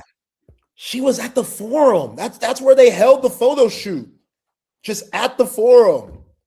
She's like in the hallways and stuff. Like butt ass naked with a basketball in her hand. I think he owned the hockey team at the time too. I don't know what. Yeah, the LA Kings. Yeah, something like that. She was wearing the pads and stuff, muff all out and stuff. Okay. Let's get a couple mentions in here and then we'll get to the commentary. Saying Genie Bus. Woo. Hey. Speaking of hey, how about some better health in 2026? The Humann way. Humann with 2 N's. All the science-backed next level research into the supplements that Humann creates, born from research right at the University of Texas Health Science Center. I am taking the Humann Metabolic Health Daily, which helps to make sure you have healthy blood sugar and weight management, so that you're not headed towards adult onset diabetes. The Humann Cholesterol Health Daily, which helps accentuate the good cholesterol that we need. And then the Cardiovascular Health Daily, which is helping to make sure you have healthy blood flow and healthy blood pressure. And that's what is so awesome about Humann is their formulas are next level. And like the Super Beats Heart Chews, cardiologists say the beet-based formula for the Super Beats Heart Chews are #1 recommended, and they're going to help you support your a healthy blood pressure 2 times more effectively than just diet and exercise. And of course, the turmeric chews, anti-inflammation. What causes pain? Inflammation. So these turmeric chews, I take them every day. Man, you're going to feel so much better. Go to humanwith2ns.com/TSU. Use the promo code TSU and you get 20% off your first order. So load up because there's a 90-day money-back guarantee. I would load up and get several of the, Humann Cholesterol Health Daily, the Metabolic Health Daily, the Cardiovascular Health Daily, the Super Beats Heart Chews, the turmeric chews, because there's a 90-day money-back guarantee and you want to get as much as you can for that 20% off. You're going to feel better. The brain fog's going to go away. At least that's what it's done for me. And I've tried all the supplements. Humann is a game changer. Humann with 2 Ns/TSU. Use the promo code TSU. And while we're, working on having a healthier life in 2026 for my guys who are snoring, it's more than just annoying to the person sleeping next to you. Take it from my wife. It could be the sign of a serious health issue called sleep apnea, which is a lack of oxygen while you sleep. And if you've ever woken yourself up from snoring, you need to take advantage of this incredible partnership that we have right now with Texas Sports Unfiltered and the Sleep Cycle Center of Austin. And our man, Dr. Chad Denman, who is a foremost expert in treating sleep apnea, and he's right here in Austin. You go to sleepcyclecenters.com. You tell them Texas Sports Unfiltered sent you. They're going to take $100 off your sleep study. And that sleep study, Dr. Chad has the best technology to detect your level of sleep apnea and the best treatment options, including oral appliances. Like I have a mouth guard that holds my lower jaw open so I get that oxygen while I'm sleeping. I get deep sleep. And trust me, if I'm not wearing my mouth guard, my wife will tell me because it makes a big difference. You're not going to be a chainsaw for the person sleeping next to you. Do it for you, do it for them. But go to sleepcyclecenters.com. Tell them Texas Sports Unfiltered sent you. And hey, cover 3 brunch this weekend. Well, it's going to be a little tricky with the weather, but hey, listen, the weather's not supposed to hit hard until Saturday night. So how about brunch tomorrow and then watch the Texas basketball game against Georgia? You got the do-it-yourself Bloody Mary bar, the breakfast quesadilla that I just love. I love the muffin tops, not the whole muffin, just the top, the best part. Yeah, cover 3. Anytime. Happy hour, $7 social hour menu. But the Sean Adams prime rib sandwich, Parmesan fries, thank me later. And hey, when you're ready for the big screen of your dreams, all you got to do is make a phone call. You don't need to be lugging 80-inch TVs around town when you can call our man Tom McKay at Audiovisual Consultations. He's going to bring you the best price on big screens. And you know what? I thought I needed a 100-inch TV in the house I'm living in now. And he's like, no, it's too much. You're perfect at 85. I was like, okay. And he's right. So he's not going to oversell you. He's going to get you exactly what you want, what you need. He can take care of surveillance, electronic shades, new lighting. Just call 255-8678 or go to avconsultations.com. All right, chip shot today. We making our picks? Yeah. Okay. All right. So let's get to the latest odds for the NFC and AFC championship game. We talked to our man, Lance Taylor, earlier in the week. He is in Seattle. The first game, though, is going to be the Patriots and the Broncos at 2:00 on Sunday. And the Patriots they opened as a 4.5-point favorite. That line has come down to 3.5. And you know what? I'm going to lead with I'm going with the Denver Longhorns. Give me the Broncos plus 3.5. It could be idiotic, but come on, Jarrett Stidham and Sam Ehlinger, whoever's playing quarterback for the Broncos. That line's moved in the last hour. Yeah, How about that? Interesting. I'd like to have the 4.5 plus 4.5, but it's down to 3.5. What say you? I'm gonna go with the Pats, man. Something's cooking for them. And Mike Vrabel, Drake May, that offense. Now that defense is coming together. I mean, even though Drake May hasn't been perfect in the playoffs thus far, that defense made things a lot easier. And yeah, we can get after CJ Stroud for having one of the worst games we've ever seen, but I think we need to give the defense for the Patriots more credit for making CJ Stroud look that pathetic. So, yeah, give me the Pats. You should be starting Sam Ehlinger, Sean Payton, and he'll learn. We'll see. He'll learn. I hope Jarrett Stidham's on a quick leash, man, because that second interception going into halftime, going to have to make some decisions. And Sam, he'll be ready. He'll be ready. He'll be ready. He'll be ready.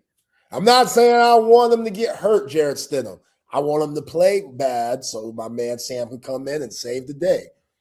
That'd be fun. I'll take that. But I'm going with the Patriots. Okay, Rams, Seahawks in Seattle. And the line is Seattle minus 2.5. Who you taking? Man. Yeah, the Charbonnet thing really concerns me. The Sam Darnold oblique injury really concerns me. So I'm going to go at LA. I think this is the year. And I'd like to see the two guys up for the MVP, Drake May and Matt Stafford, battle it out in the Super Bowl. So give me the Rams. Yeah. I'm rolling with the Rams as well. Jordan Whittington, Matt Stafford, and that Rams defense, man.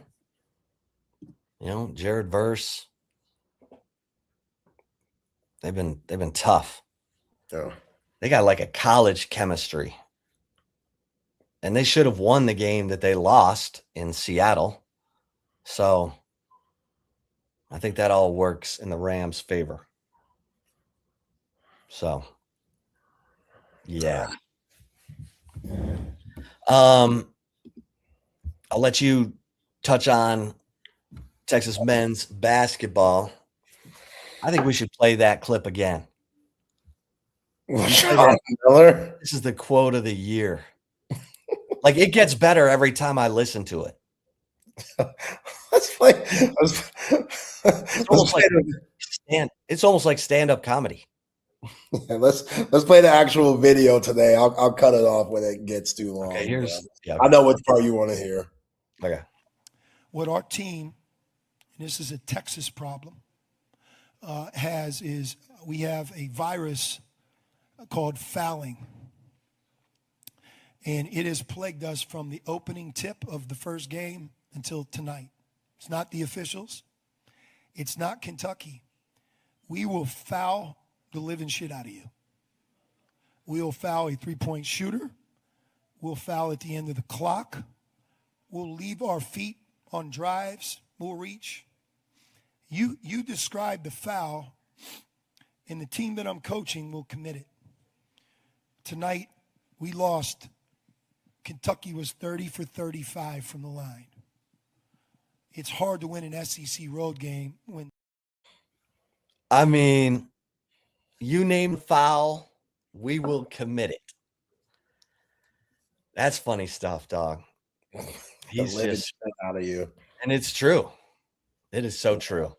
So we'll see if they can get it going. In the Texas women, let's see if there's any update on their situation. Looks like they're still planning to depart at 6:15. So Texas women should handle business against. Yeah, Arkansas, they should win by 60. Yeah, Arkansas is in last place. So there's your preview. Let's get to the right call. Let's get it before we break down Texas and Georgia tomorrow at the Mood at noon. Got to shout out Covert BK, family owned and operated. Been doing it for over 100 years and been doing it well. We got our Buick Encore GX from Covert BK, and it couldn't have been an easier process. We got in, had our questions. We found something in our price range and got out with the car of our dreams. Well, it's really my wife's car, but I take a lot of ownership in that car too because my name's on it too. So I'm going to say it's my car too. They got more than just Buicks though. They got GMC, Cadillac, Dodge, Chrysler, Jeep, and Ram. So check out their website, covertbk.com, so you get just a little inside look of what they have to offer before you touch down at the dealership. And hey, they'll figure it out for you to where the process is stress-free. Nobody beats a Covert deal. Not now, not ever. All right, Chip. Them Georgia Bulldogs coming into town tomorrow. 21st ranked Georgia Bulldogs coming into town. And they play a lot like Texas A&M. A little bit of Bucky ball. When they score, they are full court pressing, man to man. They're not trapping as much. They're not doing just different types of run and jump and traps out of their press like Bucky McMillan does. But Mike White, not softball coach Mike White, head basketball coach of Georgia. He's done a really good job this year, and he's got some players in the transfer portal. Their best player right now is Jeremiah Wilkerson. He is averaging 17 a game. He is a lefty. He is physical. He gets to his spots. He has unlimited range. If you want to slow down the Bulldogs, you got to stop Jeremiah Wilkerson. And then they got one of my favorite players in the SEC, Blue Kane. This ain't your average white boy. This dude looks like he is straight from 8 Mile, and he plays like it. He's not a shooter. He's shooting like 25% from 3, but he will just work his way inside. He'll get you on pump fakes. He's crafty, and you got to respect his outside shot too, because these previous 2 years that he played before this year, he was shooting around 35% from 3. So he's having a down year from the 3-point mark, but he can still fill it up. He's just tough. He's just a tough player. And then they have a Houston, Texas native, Marcus Melander. They call him Smurf. That's what he got named as a kid because he's a smaller guy, but he could hoop. He came from UTSA. He's averaging around 12 points. So their guards are tough. They got bigs that are athletic. You see Catchings down there. He's their 4th leading scorer. He's around 6'9". He has the most pro upside on this team. Like, he does some things where you're like, that looks like an association player right there, because he's just raw, but he's lanky. He can get to the rim. He's going to be a mismatch for Texas. And if I'm Mike White, I'm going to put him on Dalen Swain. I was going to say, they kind of mirror each other. Yeah, but you could tell he's a little bit more NBA body ready than Dalen Swain, and that's saying a lot. But also, he's more power forward than he is small forward. But he can play. He can really play. So there's a reason why they're at the top of the SEC right now. They're one of the best teams in the nation, and they're at one point, I don't know what the stats are now, but last week at one point, they were leading the nation in scoring with around 96 a game. Now they're around 94, so I don't know if that's shifted, but I'm sure they're still in the top 10.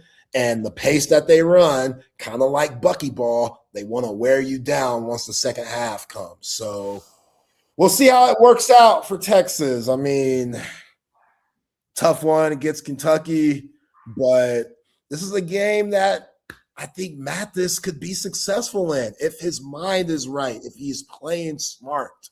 He should be able to have an advantage down low because they're not the biggest team. They got Dominique Wilkinson on the team. He comes off the bench. He's rocking his pops number 21. He's a freshman, lanky, has his What about too. I can't believe you haven't talked about the 6'11" Nigerian brother, Somtachukwu Cyril.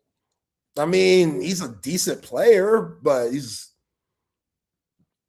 I'm telling you, Mathis could take this guy if he's on his game. He could take this guy. Like, Cyril doesn't really – he's a solid big, but there's nothing extraordinary about him, you know? Okay. So if they could get the ball to Mathis, his name means join me in praising God. That's deep. It's deep. Yeah. Yeah, so we'll see, man. We'll see. Like, I like their guard play for Georgia. It's another test for the Longhorns. Feels like a must-win. Feels like a must-win. I've been seeing a lot of these bracketologies, and everybody has Texas the first 4 out, and they're the last ones on a lot of these first 4 outs. So, which means if somebody goes out, then I don't know how much that would mean for Texas to move up, but they're not going to jump the other 3 teams. Well, they saw Sean Miller's press conference. We have a virus called fouling. Yeah. We will foul the living shit out of you. Which, you know what pisses me off? That's how Sean Miller's feeling right now. Like, that's their vibe. Look at the vibe with A&M. Yep. We like the full court press around here. Doesn't matter if it's game day, Monday morning in the office, we're pressing.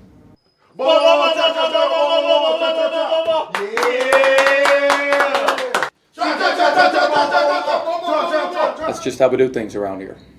It's an everyday thing.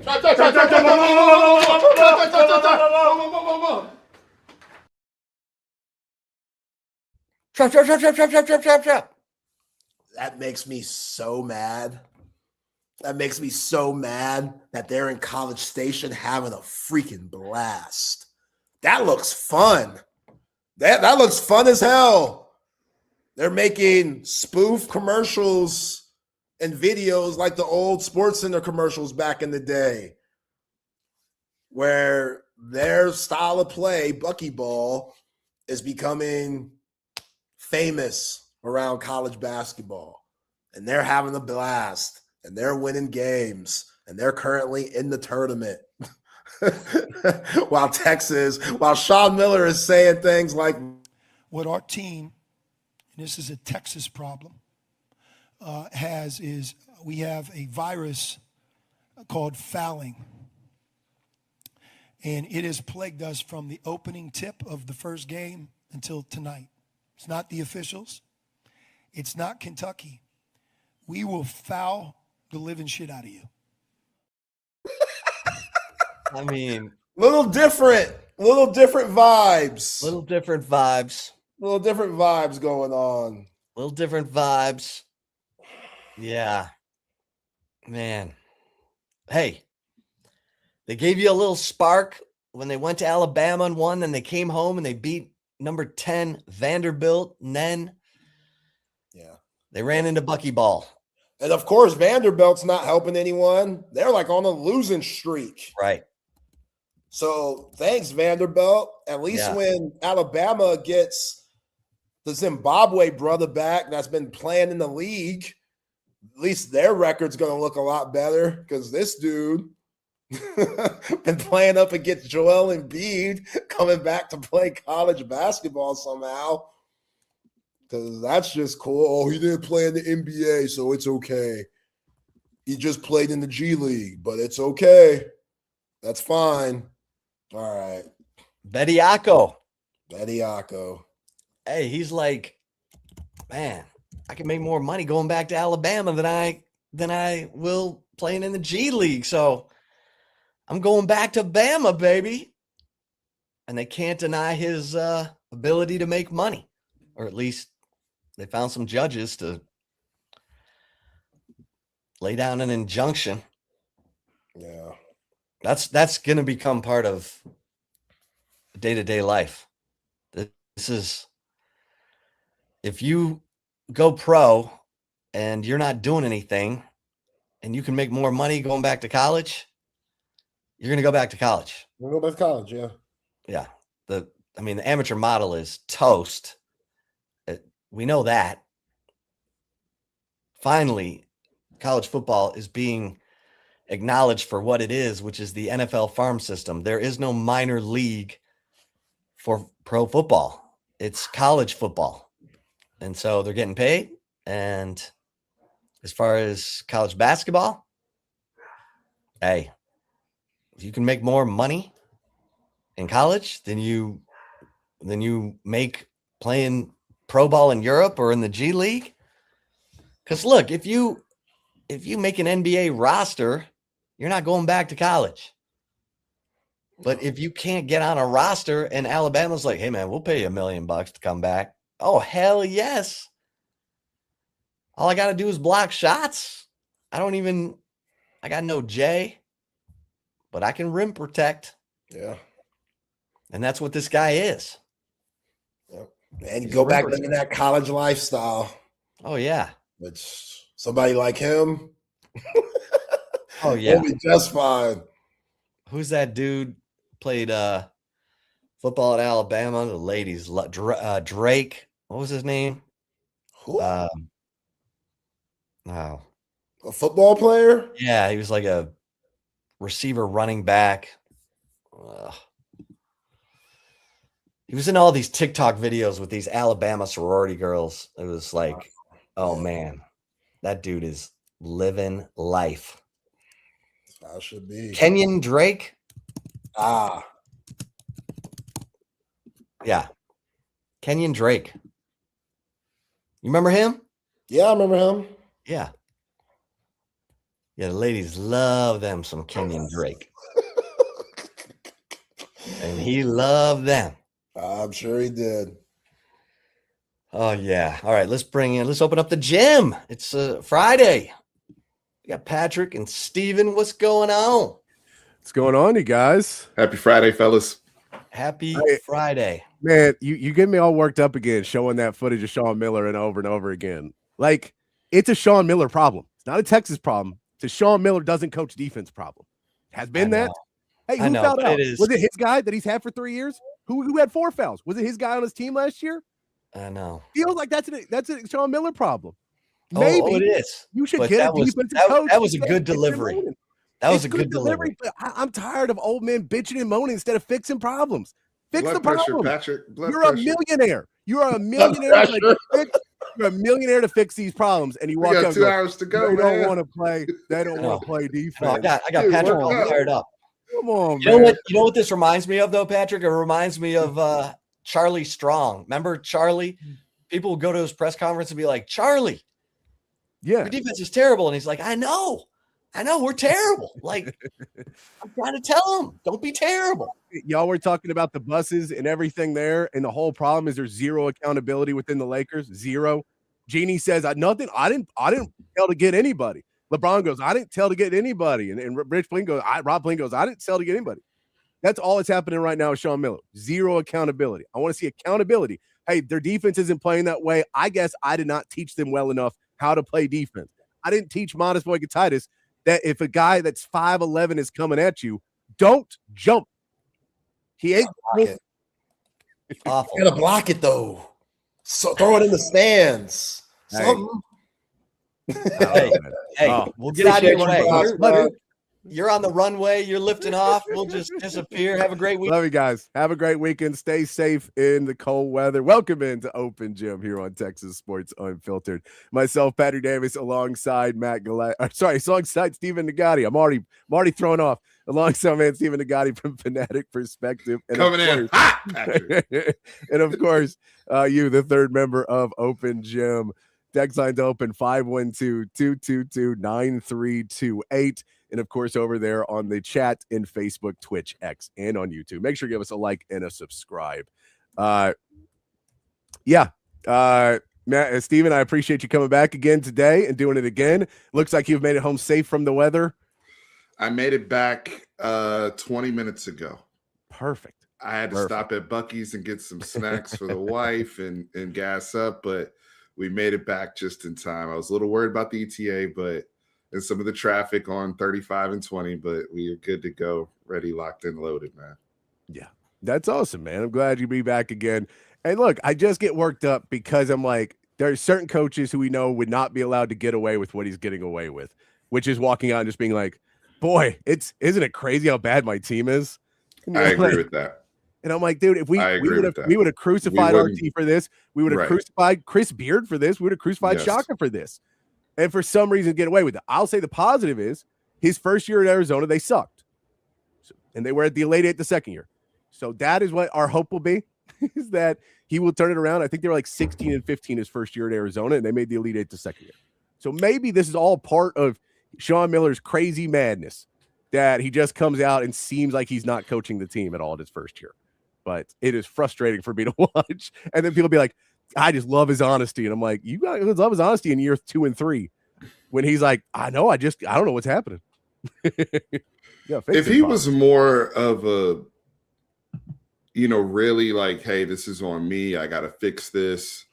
We got to continue to develop these guys. And we're not, obviously, there's a disconnect. So we got to figure out what that disconnect may be. But they're still playing the same way. Would you feel better in terms of, because I feel like him just getting upset and even though it's very entertaining for the fans, and I think that's why he's liked, and I think he's kind of playing a little into it, right? Especially with the grace that he knows he will be given his first year.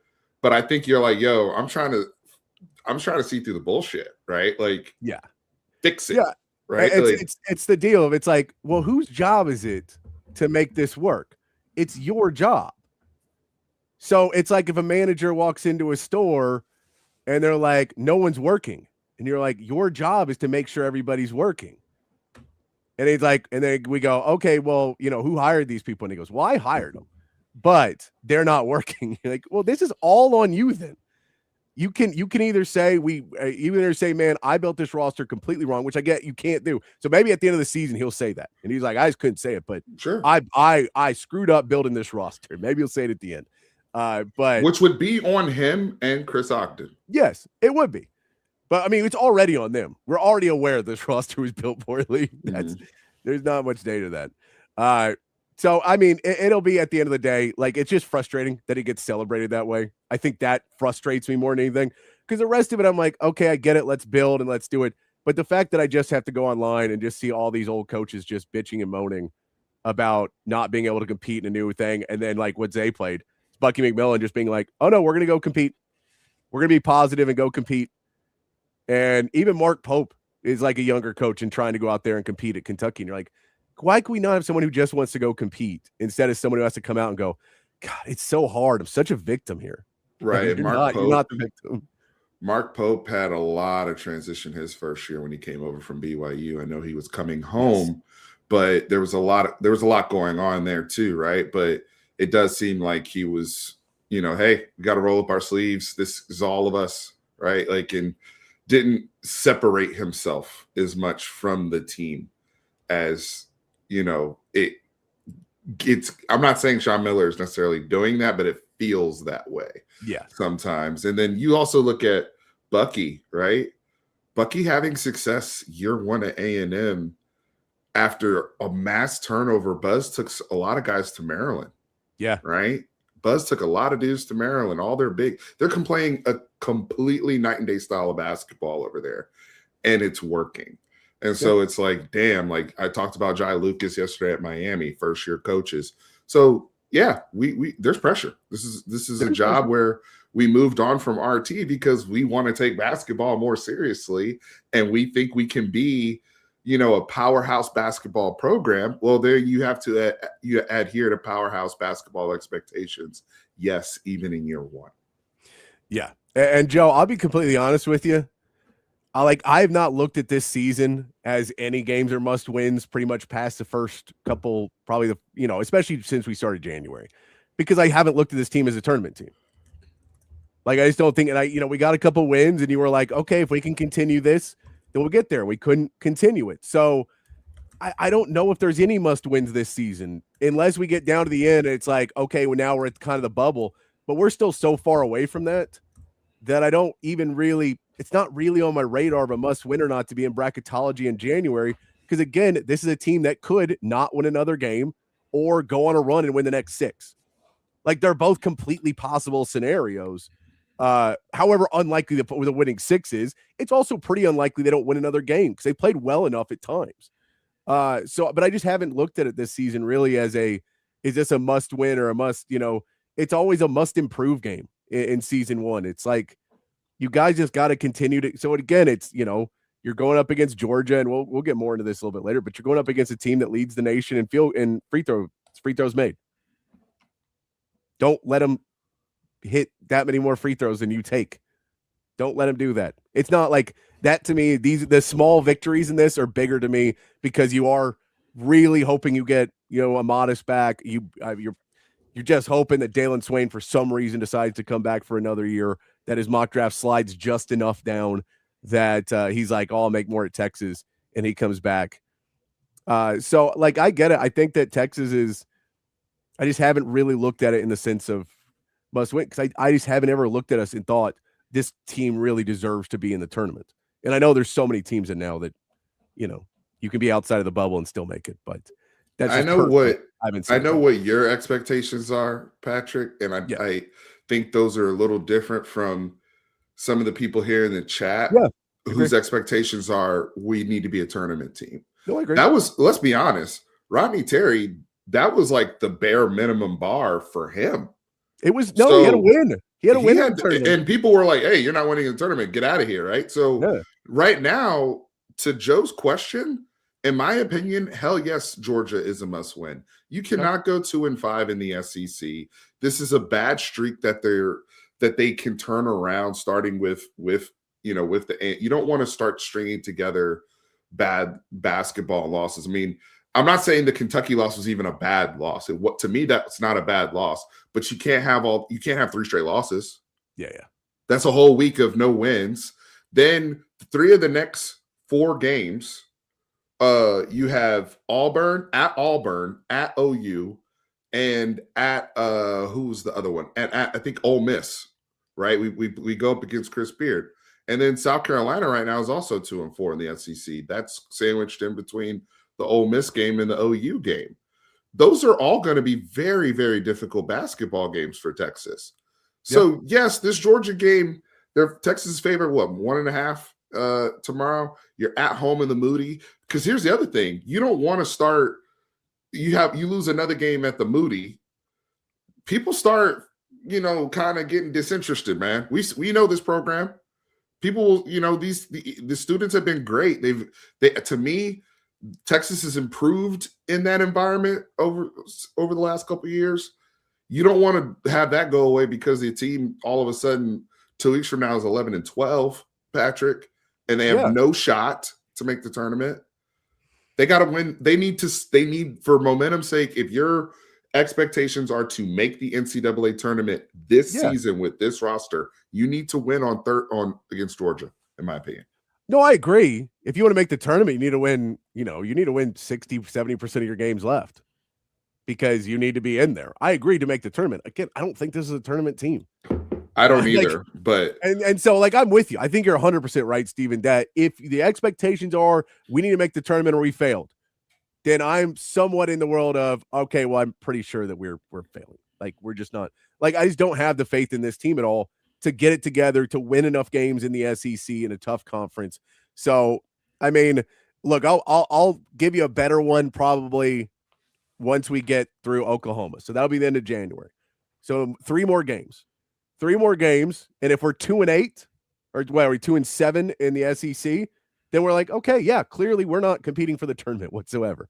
If we're 4-5, then we'll discuss it more because we're at least somewhere in there. We went 2-3 in our last 3 games. So we're at least in the conversation now of what do we have to do to get ourselves in that right area. There's not been a point where I got excited for Alabama. I saw Vanderbilt in that win and I thought this is good, but it feels kind of like Vanderbilt. We caught them at the end. and I think we kind of did. And look, credit to Texas for winning that game because Vanderbilt could have very easily won it. I don't want to take away from the win, but it felt like we caught them at the end. They shot really poorly in that game. They didn't really do well. The game plan, and Sean Miller put together a really good game plan for it. So all of that, I went that's great. You have to win those games. You have to win those wins too. But I didn't put it as we beat a top 15 team. That one seemed like maybe they were a little bit overranked because they didn't play the toughest schedule in the world early. I felt the same way about them, but it is a good win. It's still a good win present day, January 23rd. The one thing I do want to highlight, I know OU is 1-5, and I talked about, but you still have to go to OU. Yes. It is a rivalry game. They are 11-8. I think we have the same record there, but they're 1-5 in the SEC. But here's the good news, right? There's outside of A&M in Florida, everybody else is kind of sandwiched together because those 2 are 5-1, and then there's a bunch of 4-2s, 3-3s, and 2-4s. So there could, if you put together some strings and start stringing together some wins, now you're right back in the meat of the rest of the SEC, right? Even Ole Miss is 3-3 in the SEC. Auburn's 3-3 in the SEC. Again, outside of just Florida and A&M that only have 1 loss, everybody else has multiple losses kind of sandwiched in there. There's a bunch of teams that are 2-4. I just don't want to stay in that group, right? These are games that you can kind of string together and just stay in the middle. That alone could be good enough to get you to the tournament in this conference, even still. So that's the good news, in my opinion, for looking forward. No, I look. I think there's plenty of positivity, and this is a game, and I will do the breakdown here in a little bit. I just got to ran early because when I logged in to get in the green room here, they're playing the clip and laughing. I'm like, stop laughing. I know this was not the plan for the show right now. Stop laughing at that clip. Drives me nuts. Laughing at that clip drives me nuts. By the way, it is an open bar, open gym Friday. So if you got it, that is true. Enjoy yourself. Cheers. Here on a Friday. I've got a birthday dinner to go to after this. I'm not a huge fan of the birthday dinner. I don't like being seated at a place where I don't get to move around and change conversations. I don't, because you get in there and then you're How like, many people is this you're expecting? I think like 25, something like that. It's a large group. This is somebody that's very popular and very loved. Yes. It's a lot of people. Yeah, it's a good group. And then there's going to be some kids. There'll be a lot, we're getting older, so some kids and family. And is this at somebody's house or is that a restaurant? No. If it's at somebody's house, it's fine. Because house, you can get up and walk around. It's at a restaurant. So it's much more of like, once you take that seat, man, you're pretty much locked in for a while. You got to commit. And there's a problem. You can either be a jerk and be late, but then really kind of pick where you want to be and see where the crowd is and go. But if you get there early and then there's that open seat next to you, you're just playing whoever roulette for the next 20 minutes, and just people walk in, you're like, I don't even know that person. They sit down next to you, I'm like, I don't know you. Yeah. Talk for 2 hours. Awkward small talk. Oh, yeah, you doing? So I don't know. We'll see how it goes tonight. But I'm gonna have a couple drinks now. We're on the show, and then we'll be ready, and I'll be loose when we go in, as opposed to coming in dry. And then but it'll be a good That's time. a proper move. It's a proper move. What is up, CB? There in the chat. Appreciate everybody hanging out with us today on the show. We do got a lot to get into. Of course, later in the show, we'll talk more Texas versus Georgia in that matchup. We'll also get into a little bit of the divisional card, or the conference championship weekend in the NFL. Also want to get into a lot here with Texas. Of course, we saw the news that Arch Manning had minor surgery on his foot. It's all been done. A couple other guys had their minor surgeries. It doesn't seem like anybody is on a long timetable, which is what you want to see. It is crazy that Arch Manning was doing what he was doing with something in his foot that was wrong. Now, like, I know we're all kind of wondering what it could be, but it could be something simple like a bunion or something like that. I don't know if kids that young get them, but something where it's like an annoyance, but it's not necessarily an everyday thing. And you're like, let's just get this fixed, because if we don't treat it, it could be really, really bad in the future. Or sometimes it's even like a super small fracture or something like that. I don't know if there's surgery to do it, but there's foot stuff always freaks everybody out of injuries, because foot injuries are, just scary. You never know. This does not seem like it was a major foot injury where he had to miss any time, and it was just a preemptive strike against it. Not like the Joe Mixon, I believe, foot injury that they said did not get better last season. Didn't get better all last year. Where is Joe Mixon? They don't know. They said he's not better. Said he's the same he was week one. It's not a good sign.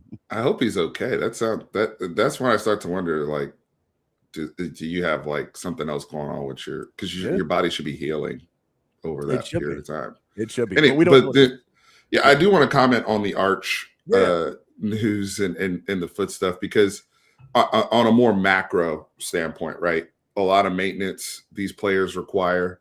I think us as fans have lost sight of how physical this game and this sport is. There was a lot of scuttlebutt about Caleb Williams. I think he was at a Bulls game with one of the Chicago Blackhawk players, and it was a day after the Chicago versus the Rams divisional playoff game in the NFC, and somebody recorded Caleb just walking up the steps, right? Just walking up in United Center, and he looked like he was 65 years old, right? But he had played a football game the day before, and he was just so hobbled, right? I mean, these guys, the maintenance that goes into their bodies just to get out there on the field, everybody had injuries at the end of the year. They just, and that's credit to why so many kids, and I know some of you have sons and daughters that are in sports management and sports therapy and physical therapy. It is so important. Look at Bo Nix. He didn't even survive he won the battle, but didn't survive the war, so to speak, right? I mean, just getting out of a game. So all of these things go into, at all levels, of all the stuff they are dealing with. Like, that's why, like, Anthony Hill had like 4 or 5 injuries. They only talked about his hand, but he had like a shoulder thing. He had like a knee thing, like where they needed treat. Emmett Mosley needed got a surgery. Ty Anthony Smith got a surgery today, right? So, or this week. So I like you giving out like Oprah. you get a surgery. You get a surgery. Let me get cleaned up right now while we're laying low, you know. But it's good that it's happening now. These guys didn't miss a whole bunch of games outside of Mosley, who missed early part of the season. Arches, I told you guys, you know, the durability aspect, him being able to play all of these games since Sam Ehlinger, you know, as a starting quarterback at Texas and not missing starts, despite the offensive line issues and the amount of times he got hit, is just a positive, right? He does have that Manning gene, but he's going to be good to go 100% by the time we get to fall camp. Oh, yeah, and I think that's kind of the big part is they even think he could be ready late spring as getting in there, and they're just like the winter workouts are kind of what you're worried about. It does make it easier that if they do have a spring game, which we still don't know if they're going to do or not, that you would be able to go, well, he's not going to play in that, clearly. And we have 3 quarterbacks now that we can put out there. Yeah, I wouldn't expect him to do at this point. He would probably play a few, you know, for the fans if we did it, right? Yeah. But that would be a KJ Lacey, you know, MJ Morris, you know, Diabell experience. Yeah. So we see those. It's good to get those taken care of. It's nice, and I'll give credit to the training staff that they were able to keep everybody on the field and, you know, relatively healthy this season, because it's no easy task to get guys out there and keep them out there and keep them feeling good enough. I mean, we know sometimes it's not all above board of how they do it, but I think Texas did a really good job of getting guys and not having injuries turn into long-term injuries, because that's kind of what you worry about is, well, I'll play on it for another week or 2, and then it turns into a 6 months recovery. It doesn't seem like they had a lot of small stuff they were able to keep and manage and, you know, make sure that they didn't overload the guys, that all the problems are able to get fixed quickly and not having to be massive rehabs and completely torn things and everything else, which is great. So good job to the UT staff for that one. We did see that we had an offensive lineman on campus earlier today in Jamal Merriweather, who is an offensive lineman from Georgia. That story suddenly does not matter nearly as much because I think in the last 30 minutes he is committed to Miami. So he was on campus today. He's in our show sheet. He's ready to go. I've got him written down, but I did see that he is now committed to Miami. So that is another offensive lineman. Now, he was not probably, again, someone that you're going to pull to be a starter. He had played a lot of snaps, or a decent amount of snaps, 50-something snaps for Georgia this year as an interior offensive lineman. But this felt like maybe the number wasn't right or the opportunity wasn't right for him in Austin. He came in, and I guess they had the conversation, and they're like, you know, we'd love to have you in here, but I'm with CB on this. I want to know the logistics on how our brother's in Austin right now. Have you ever, I can't remember the player's name, but there was a player who was taking a visit. It is in the NFL as a free agent, and he's going to talk to the Cleveland Browns, and he's in the Browns, and he gets a call from his agent for the Browns, and he walks away, and he goes like in the bathroom, and his agent goes, "The Ravens just offered you," and he's trying to climb out the window to get out of talking to the Browns anymore. And he was like, dude, as soon as the Ravens said it, I was like, I was gone. Like, I do not want to be in Cleveland. Take me to Baltimore, please. And I'm like, I think there's a level of it where you go when Texas comes up and they go, well, you know, you can compete for a starting job, but you're not going to be a starter. And here's what our offer is going to be. And they go, well, Miami's offering you more money, and they're saying that you have a good chance to be a starter, whether that's true or not. And you just go, okay, well, I'm going to take that one where they say I have a better chance to be a starter. Because I know Texas still has an open spot on the offensive line right now, but I don't think he was necessarily the piece that you thought would be the great fix for it. The reason he's leaving Georgia is because he wasn't going to be starting for Georgia again next year.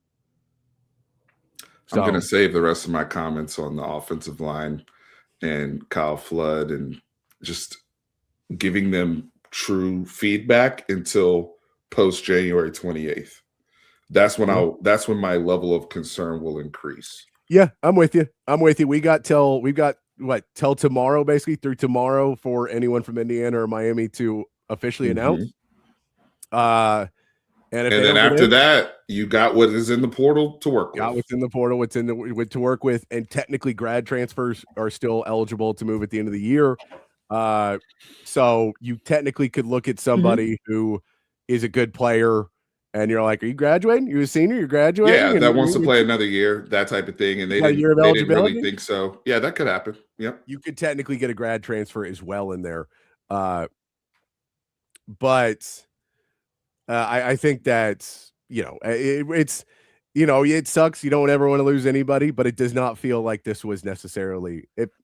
It feels like you're fighting uphill on that one. If he's committing to Miami in Austin, feels like that was maybe an uphill battle that he had already made up his mind and still went on the trip. I hope they didn't waste too much balloon budget on him. Brother's just taking the free little trip to get out to Austin. Dude, you see Texas? Word. That's what Texas pulled off the Jordan Seaton one. They were like, "Man, this one's gonna be expensive to get." See, he wants all the bells and whistles, and then we got to call up the alumni to take him out to enjoy Austin scenery. So we got to do all that. Why don't we just cancel? You're not coming here anyway. We know you're not coming, so we just move on from you now. Which I guess Lane Kiffin showed him. Did you see the story that's coming out now about Dabo and Clemson they're going to attempt to, I guess, sue Ole Miss? This is news to me. Please enlighten me. So I haven't seen much about it. I read it right before we went on air, but apparently there's a linebacker that transferred over. Let's see if I can go back in here and see the name of it real quick. But there's a linebacker who transferred, Luke Farrelly, that he transferred to Ole Miss. I thought he was a Cal kid. But I guess he was at Clemson and transferred to Ole Miss. And then they were like, well, we know Ole Miss tampered in this.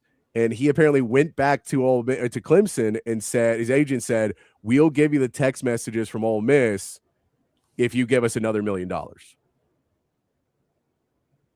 Oh, wow. Wow. And so they said no to it, but I guess you're still going to try and sue Ole Miss to be like, look, dude, clearly something is messed up here. But it's interesting that this is where we're at.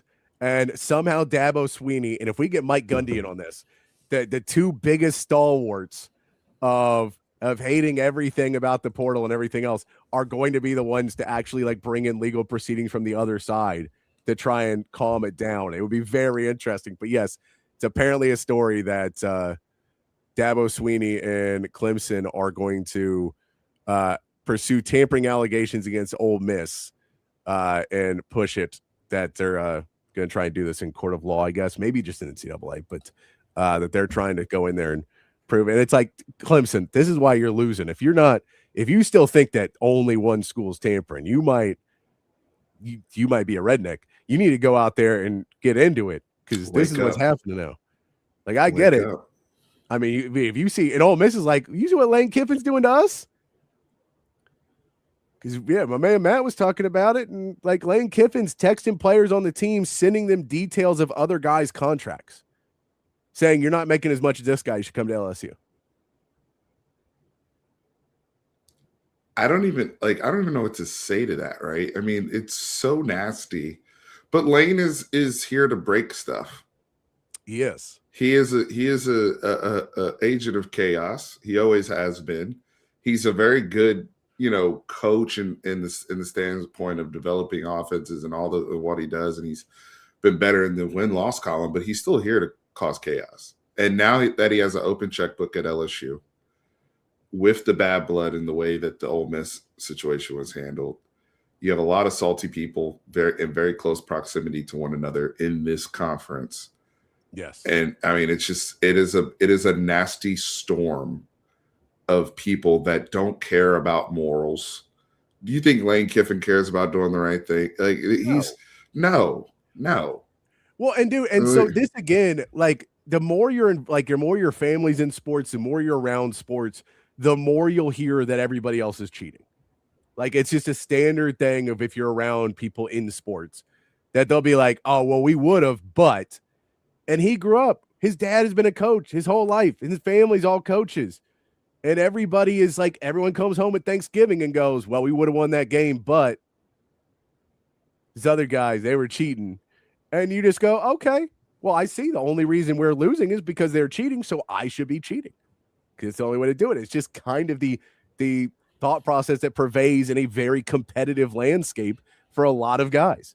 It's not Lane's fault, though, because nobody's enforcing anything. No, I mean, well, it is his fault because it's always your fault. If you break a law and the cops don't catch you, it's still your fault. You broke. It's still your fault. Okay, that's fair. But in football, right? Like we talked about. If you want to make your money, you're getting paid to cheat at this point. Yeah. At this point, you are getting paid to do it. And that's what Mark Pope said the other day. Basically, he's like, look, we're getting paid a lot of money to do these things for these schools. And they're asking us basically to compete. And they don't care how we do it, but we need to compete. And if the only way to compete is this way, then we're going to have to do it that way. So it is what it is at a certain point, but you'd like to see some rules and restrictions come in and everybody has to start falling in. And then when you get an SMU, then everyone goes, hey, what's up with this team? That's all of a sudden got all these recruits. We should go look into how they got 7 guys that they shouldn't have gotten. And so we can get there eventually. We also did see today that the college football playoffs is going to stay at 12 next season. I did hear that. It was questionable for a period if it was going to go to 16. We know the Big Ten wants to go 24, 32. They want to go with all auto bids for everything. The auto bid process changes a little bit too, and not for the better. The auto bid process now goes to 4. All 4 power conferences get an auto bid. I believe there's still a group of 5 bid in there. I didn't see that in what I read, but I'm still assuming there's a group of 5 bid in there. And Notre Dame at 12 or above gets in, no matter what. They can't get knocked out because of worse conference champions, which means that you take, if this was in place this year, the team playing for a national championship who was throwing the football to win the game wouldn't have been in the college football playoff. That's how they fixed it. They fixed it, man. We got Miami out of there. We got Miami out of there. Now, we also, the previous format, correct me if I'm wrong, it was the 5 highest ranked conference champions. Yeah, so they changed it to Power 4 because ACC got pissed. Yeah. So in that scenario, Duke would have made it, right? Duke would have made it. And then you would have had James Madison would have still made it. But what was the other school? Tulane. Either one of those would have been out. I think Tulane was the second one. So they would have been out. And then Miami would have been out for Notre Dame, I believe. And you would have had Duke in there as auto. Yeah. So it would have been Duke in there instead of James Madison and Notre Dame instead of Miami. Gotcha. So I believe that's the way it would have worked out. But it's bonkers in there. You knew Notre Dame was working the room when they took their ball and went home. You knew working. You knew they were gonna. No, it's silly. They should have tried. Everyone in the college football should have been like, it's all of us versus you. You don't have ratings. You don't have any of this. And look, they may be able to draw a rating somewhere, but their NBC ratings suck. Like they're not anywhere close. Like Texas in the bowl game. Texas bowl game had better ratings than Notre Dame all season long. In a meaningless bowl game. So if that doesn't tell you that they're not the same brand they were, and I get it, there's fans all over the place. And if they were on ESPN or ABC or Fox, who shows games all day long instead of kind of off the grid on Peacock and NBC, where people don't flip through, so it's only their fan base watching, no one else is watching, and no one just puts on the TV and watches Notre Dame, then their ratings will be a lot better. But because they don't want to play ball with anybody else, because they want their own TV contract, you don't get to play with the big boys anymore, though. You got to go play over there. We've all agreed. We've all agreed for it. So, like, and look, in the Joe, and I'll tell you this is the only thing about Notre Dame that I'm a little bit worried about canceling the Notre Dame game, because I would say cancel the game and just like screw it, put somebody else in there. Don't feed the beast anymore. There's one thing about this, though. Notre Dame was Diabell's dream school. And I feel like Diabell would appreciate being able to beat the school who didn't offer him really and didn't really recruit him. I think he would appreciate that. So I think if Diabell is our starting quarterback and everything else, that may be one of the, I mean, I don't think it's a deciding factor, but I think it may be one of the factors. He's like, oh, I get to go play Notre Dame in a couple years. Because look, we've heard it from everybody that hates Texas that they want to play somewhere to beat Texas because Texas didn't offer him. That was their dream school. So I'm just saying on the reverse of that, I could see that Diabell said he wanted, like as a kid, wanted to go to Notre Dame. I could see him wanting to go beat them. Just that's the only thing. On the other side of it, I'm 100% screw them. Stop scheduling them. Like we can't allow this to land. For college football, though, Texas Notre Dame, we're coming up on the 10-year anniversary. Joe Tessitore, Tyrone Sloops in the end zone. 10-year anniversary. Remember that game was played, I believe, on Labor Day, if I'm not mistaken. Or either that Sunday or Monday. I think it was on Labor Day that year. I was running a tailgate for the zone. And it was slam packed, like literally that was a huge game. It was gigantic. That was people are down there. I was trying to help cops like stop people from just taking liquor because they're just walking out and like we're in a cage and it's like this whole thing. And it was just a nuts whole day. And then you get to the end and Tyrone Swoops goes in and Texas football is back. And then we both sucked. And it's the most anticlimactic moment in like my sports life because of everything from that day that I probably slept like 2 hours the night before because trying to do this tailgate set up and then all day out tailgating. And I'm not having fun tailgating. This isn't like drinking, having fun tailgating. This is working tailgating. This is trying to run an operation tailgate. Yeah, you're running an operation. Yeah. And I know what you mean. That's trying to do all that while people are just drunk around you and you're trying to get it done and then come back and then go home and like get home. And I don't even think I got to see the start of the game probably because we had a loadout and everything. And then we get back and I'm probably at halftime getting home and like watching the second half of that game and being like, yeah, in overtime and everything is great. And you're like, all right, Texas is back. And then it all meant nothing. It did, but at that time, again, that particular day, the ratings I'm sure were huge. I remember everybody was talking about that game for damn near a week going into the NFL kickoff. So they do generate when they get together. And I know your point about Notre Dame is not falling on deaf ears, right? Like It is true. It is. They haven't navigated the streaming world as well as they probably should. I mean, Peacock's a great app, but it's not the same as it was when there were 3 channels. So many of you grew up where Notre Dame was the one constant school that was always going to be on TV, no matter where you lived in the country. It wasn't even if you had 3 channels. There wasn't a game on Fox or ABC. No, it was only NBC. Like, it was on NBC. Like that was the game, and you maybe got a night game on like. On NBC or an ABC or something, but you didn't have it everywhere. And so it was a much, that's why like I always talk about this in basketball too, where I'm like, the reason why people hate the NBA now is because they never watched it before and they liked it because it only came on sparingly and you mostly saw highlights. So you liked watching highlights. And then now it's constantly on TV and it changes it. For college football, I think it's done a much better service for it because now you can really get to know your team.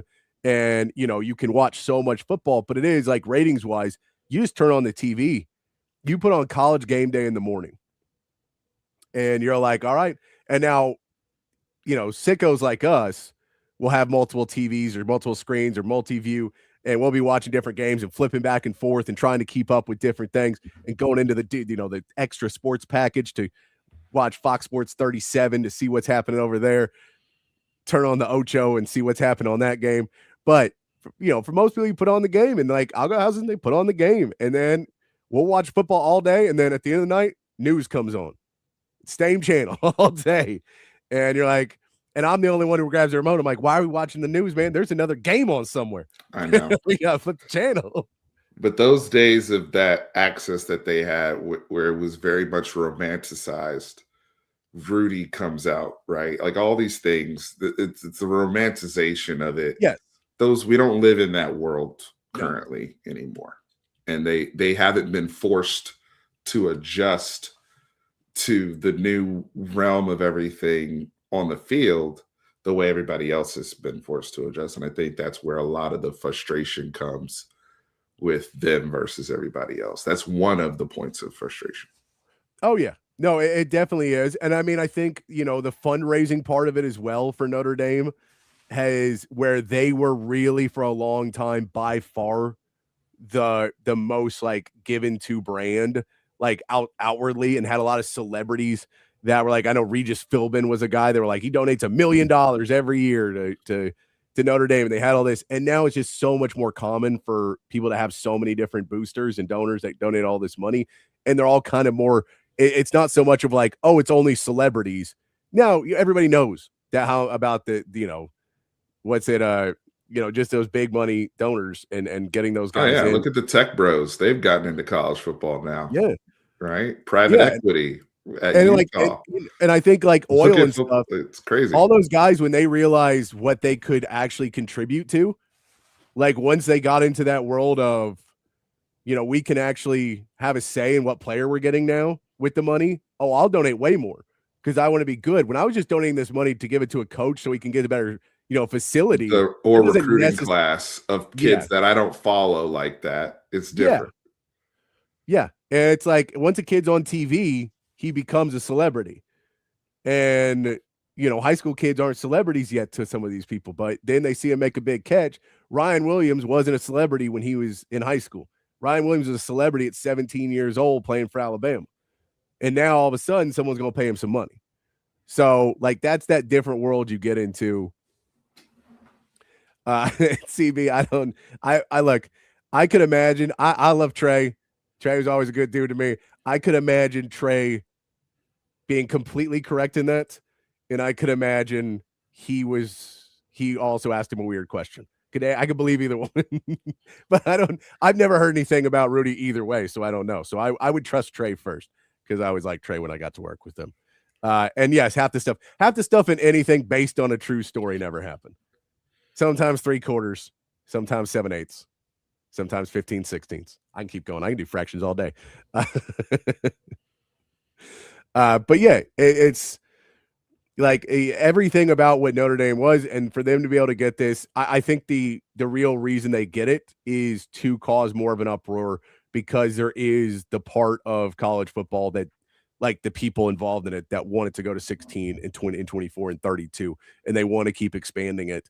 And so I think there's a part of it where they're like, all right, if we can piss off enough people, then we can change it. Oh, you're mad they get in? Okay, well, we'll take that out and make it 28 teams. And you're like, well, now of course they're going to get in. So you're not actually punishing them at all. You're not actually you're not even punishing them. You're just literally making it easier for everybody else. And again, like the whole thing for me always in college football has been the piece of, and I said this before Texas played Georgia, I don't really want a 3-loss team in the playoffs. And I get that's very unpopular opinion in Texas after we lost to Georgia. And I believe Texas was a better team than some of the teams that made the playoffs. But I want the regular season to matter. There's a part of me that always looks at it and says, I want the regular season to matter. And the more losses you can have in a regular season, it matters less. Now, I get the other side of that argument, which, believe me, Sark made plenty, and good on him for doing it, is, well, if they're playing, with all that, with that, we can say, well, the regular season matters if we play a bunch of really good teams and we beat a bunch of good teams. Does that not matter? And I think there is a valid point to that. My thinking is much more old school, which is losses matter more than wins in college football. But I think there's a valid point on the other side of that as well. The problem is, what is a quality win becomes much harder than any loss is bad.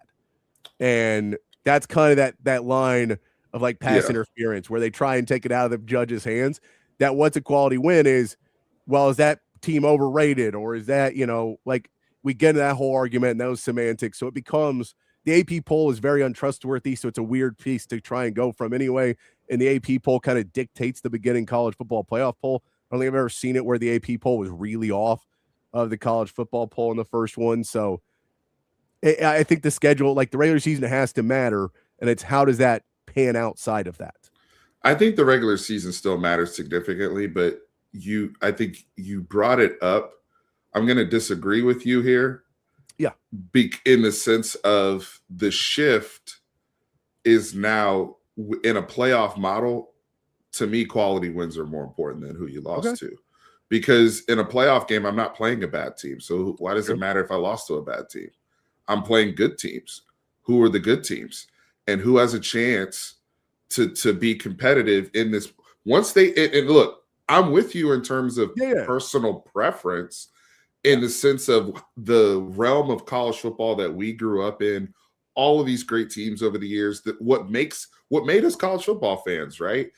And a lot of that was through the BCS era and even through the 14 playoff era, where you only got quality teams that even got a shot at it, right?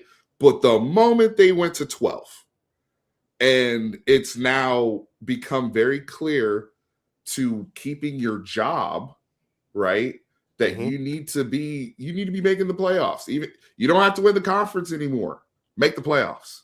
Yeah. We need to feel like we have a chance at winning a natty if we're a part of this. Like there's a very clear distinction now. And so I think with that, I think the emphasis definitely shifted to wins. The other problem is that transparency with the playoff committee, right? And what they value. Because I look at it as, and I'm with Sark on this, is it should be who you play, who you beat, because that would make the regular season still fun for us as fans, because it would force all these teams to go out and play good teams, knowing that they need to build up their resume.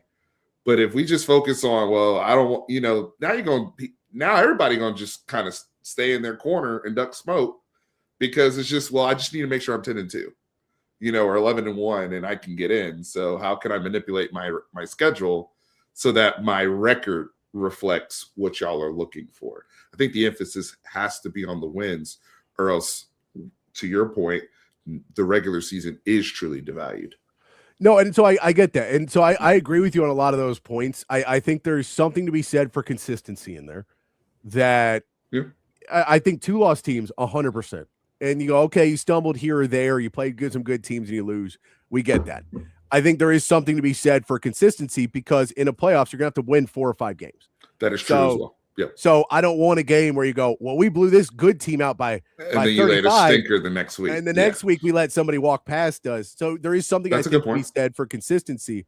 And I think the reality is, if we could be in a world where everyone had to play good games all the time, then I'm much more on the good games should matter.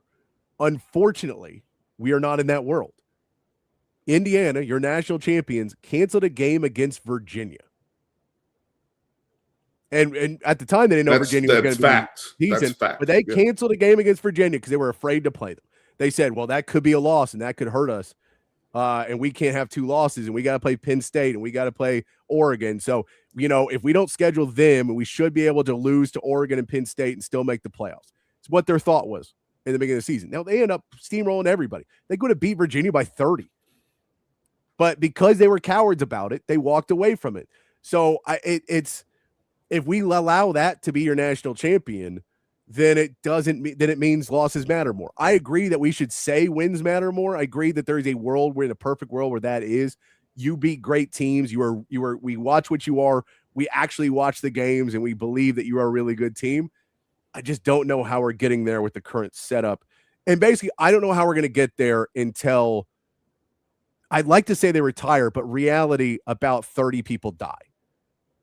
Because, and I don't mean I mean 30 years of old age. I'm not trying to be mean about it. I know what you mean. But I'm just saying, until that regime of people who refuses to change, and they're not going to leave, they're making plenty of money doing things the wrong way. So they're never going to leave. Until that's changed, we're going to be in kind of a weird world. So, I get it. And that's always where trying to make the regular season matter, then you have to go, the reason why I'm watching an Indiana Penn State game is because one loss could wreck their season. And it can't anymore, but it could have derailed it a little bit, and you would have had hope later in the season, I think. So I don't know. It was not a popular opinion to say a 3-loss team I don't want to see them in, but I still like that. Like in sports, losses matter way more than wins do. You feel much worse after a loss than you feel good after a win. It's just the way it is. That's true. That is true. And like what's on the line in a game, if the team that wins plays for a championship and the other team is going to play for another championship, then that game doesn't matter. But if you go, one team is going home or one team is getting relegated or one, like the stack, what you're actually saying is not they're playing for a Super Bowl. It's that one team's going home. And that's always kind of the more stagnant part of everything, because especially early in the playoffs and everything else, you're like, well, you didn't still really win much, but you get ahead, and that other team, that going home is a scary part. So I think you're trying to keep that alive in the regular season a little bit more. In 12, at least, I think you can do that. I think once we get to 16 and 24, you lose so much of that regular season worry for a lot of teams. And it really changes the landscape of, okay, we lost to Ohio State. Who cares? Not how we felt after losing to Ohio State, which was, all right, damage control. Let's not freak out. Right. And much different. So I think 12 is still the right number. I'm glad they didn't change it. They will soon enough. I'm sure of it. But yeah, I mean, at a certain point, college football has the best regular season of any sport in America. I don't know if another sport outside of America has a better one, but there's not a better sport in America with a better regular season, because every game, like we're going to watch Texas State with bated breath in week 1. We're expecting to beat them by 30, but at the same point, we're all going to be watching, right? You can't miss a game. You can miss an NFL game.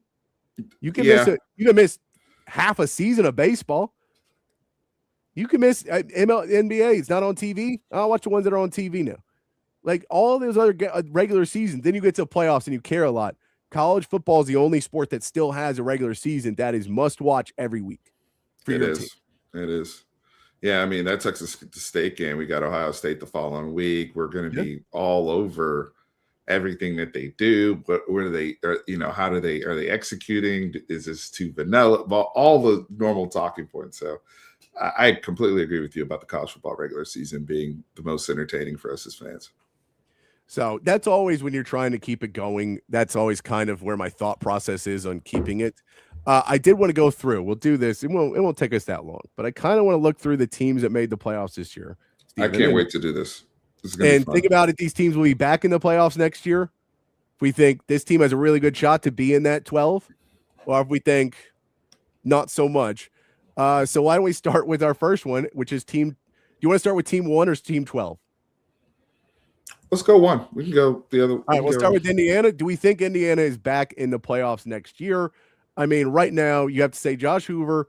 They don't play. They play in the Big Ten. It's an easy enough schedule. What Cignetti's done with that team, it doesn't feel like this was a 1-year complete fluke kind of deal that he put together, like a Cam Newton at Auburn, where you were like, oh yeah, once Cam's gone, this is over. Mendoza wasn't that type of guy. He's like, his production is so irreplaceable. So I think that there's a good chance they'll be in the playoffs. I don't think they necessarily be number 1 again on it, but I think they could definitely be in the playoffs. I think they're going to be on the borderline. I have them borderline right now, and I know that sounds like I'm hating or whatever, but there is a lot of turnover here. And I know Cignetti has done, he's goated right now. Let's be honest, what he's done. But Josh Hoover's a very good player at TCU. Almost was a hair under 4,000 yards the year before. And did we lose Steven? Did we lose him there? He might have frozen. Uh-oh. Is this our first freeze? Uh-oh. I see him moving a little bit. Can you hear me? See me? Okay. I hear you. I thought okay. You were the first. I thought you were the first casualty of winter weather, and you froze. Yeah, no, they've been doing rolling power. I don't know what happened there, but no, what I was saying with Indiana, Josh Hoover, he was here under 4,000 yards the year before, and they struggled a little bit under Sonny, but Nick Marsh, they got a really good running back in there. but they got it still has to gel, right? And the schedule to me is a little bit more difficult to navigate this year. They play both Michigan and Ohio State and Penn State. And they're the top dog now. They're not IU. Every week they play a game, especially in conference, because they ain't playing anybody in non-con. We already talked about that. But my thing is, I could easily see them drop a couple games in the Big Ten and be on that borderline. Yeah. With Kyle Whittingham now in the conference, with a Matt Campbell's now in the conference, and these guys are hunting, right? So I like Indiana next year with all the money they've spent in the portal, but I have them at the borderline. I don't have them just like stamped they're in playoffs no matter what. I think they're on the borderline for me. All right, so their non-conference next year is North Texas, Howard, and Western Kentucky. Shout out to Howard. Go Bison. They do have to play Ohio State next year. At least we getting a check. They play USC, Michigan, Nebraska, Washington. I think are their decent. At Washington is they go to Washington, I believe. USC just hired Gary Patterson. Did they hire Gary Patterson? They just announced it. Yeah, they just announced it. Like these aren't like, I mean, these are going to be games, folks, right? Like, I'm not saying that they're going to drop them or anything. I'm just saying these teams, USC should be improved. Michigan, I believe, will be very improved. I believe they will be very, very improved. I like what they're doing.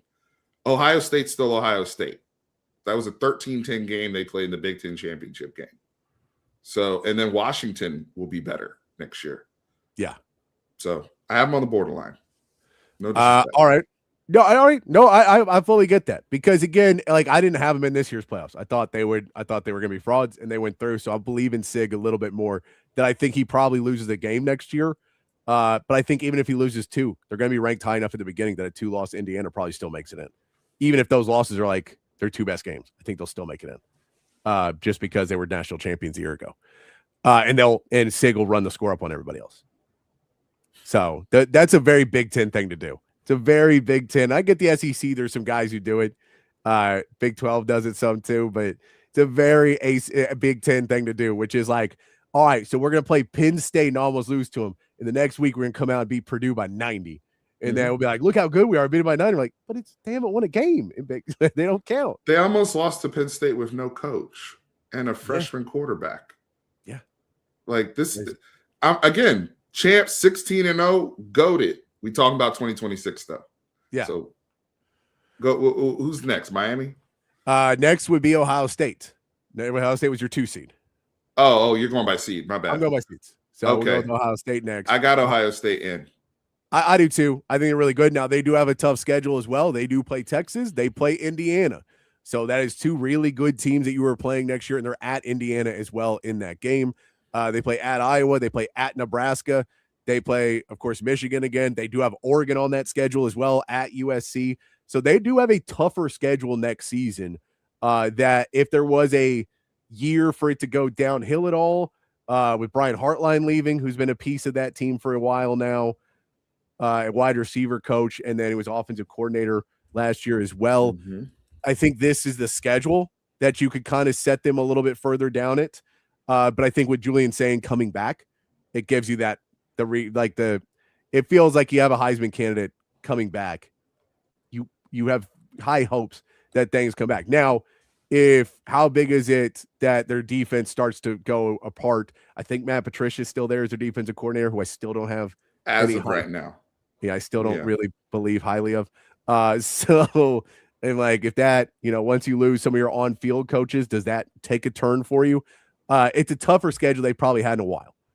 And again, I keep saying Michigan's going to be tough. We don't know. Michigan could be a dumpster fire next year. We'll see. I think Kyle's a really good coach. Yeah, I think that's. We'll talk about them when we talk about people that aren't in, that could get in. Mm-hmm. When it comes to Ohio State, I do like the top end talent. Again, you're returning a better version of Julian Saying, an older version. Yep. They may have the best triplet set between Julian, Bo Jackson, and Jeremiah Smith, that's tough. Yeah. That might be the best crew right now. There's some good triplets. I just talked about IU has a good triplet set that they just assembled. But saying Bo Jackson and Jeremiah Smith are proven, right? And they're all back. And so I do trust Ryan Day in terms of I don't like Ryan Day. I think he you know what, for pulling up on Lou Holtz of all people, and I'll never like him for that shit. However, he wins in the regular season. So until I see otherwise, now we'll see. Eventually something's going to be the thing that breaks the dam.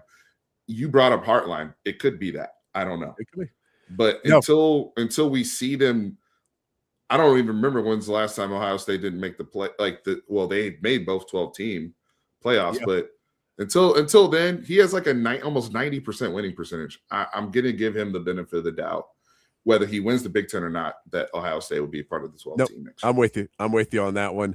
All right, Georgia is your number 3 seed in this year's playoff.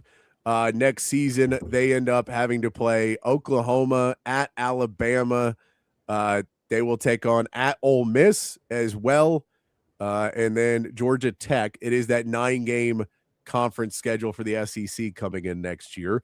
For Georgia, they have already moved on. They still have their quarterback as well. Mm-hmm. So they're returning a quarterback as well there. This feels, again, like until Kirby Smart gets proven wrong in a 12-team playoffs, it feels like I got to keep penciling them in. Patrick, I don't think we need to spend much time here. I think we both have them in. They were one of the youngest teams that made the playoffs. This was a very young Georgia team. Yes. They were younger than Texas was, and they won the SEC. And they lost. I mean, even the Ole Miss, even the game they lost in the playoffs was a great game, right?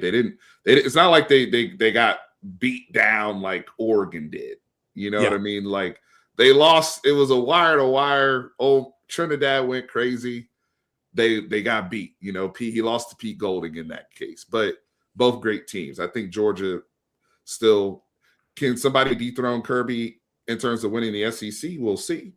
But I got Georgia making the 12th team. I don't think we got to put much shape behind that right now. No. All right. And here's an interesting one. At number 4 is Texas Tech. Of course, they spend a bunch of money again this offseason. Their non-conference is Abilene Christian, Oregon State, and Sam Houston. More of the same, right? They did the same thing this year. Yep. They won every Big 12 game that they won by 20 or more, and then they got absolutely exposed in the playoffs by the Oregon Ducks. Here's the question, Patrick. They seem to just they figured out that they can get this auto bid via the Big 12. Can somebody dethrone them in that conference? No. Kyle Whittingham just left. Dillingham is probably your best hope. Matt Campbell's gone. Yeah. Who's right now? I would say Kansas State is probably a team I'm looking at potentially. Yeah. Because they're bringing in Colin Klein. They kept Avery Johnson. They're kind of making some sneaky moves over there. That's going to be a veteran ball club. But at the end of the day, Tech, I think, with the money that's being spent and they've put together a good defense. They've spent a lot of money on that offense with the quarterback and trying to, I think that they're going to win the Big 12. Yeah. And if they win the Big 12, they're automatically in. No, I'm with you. I just don't.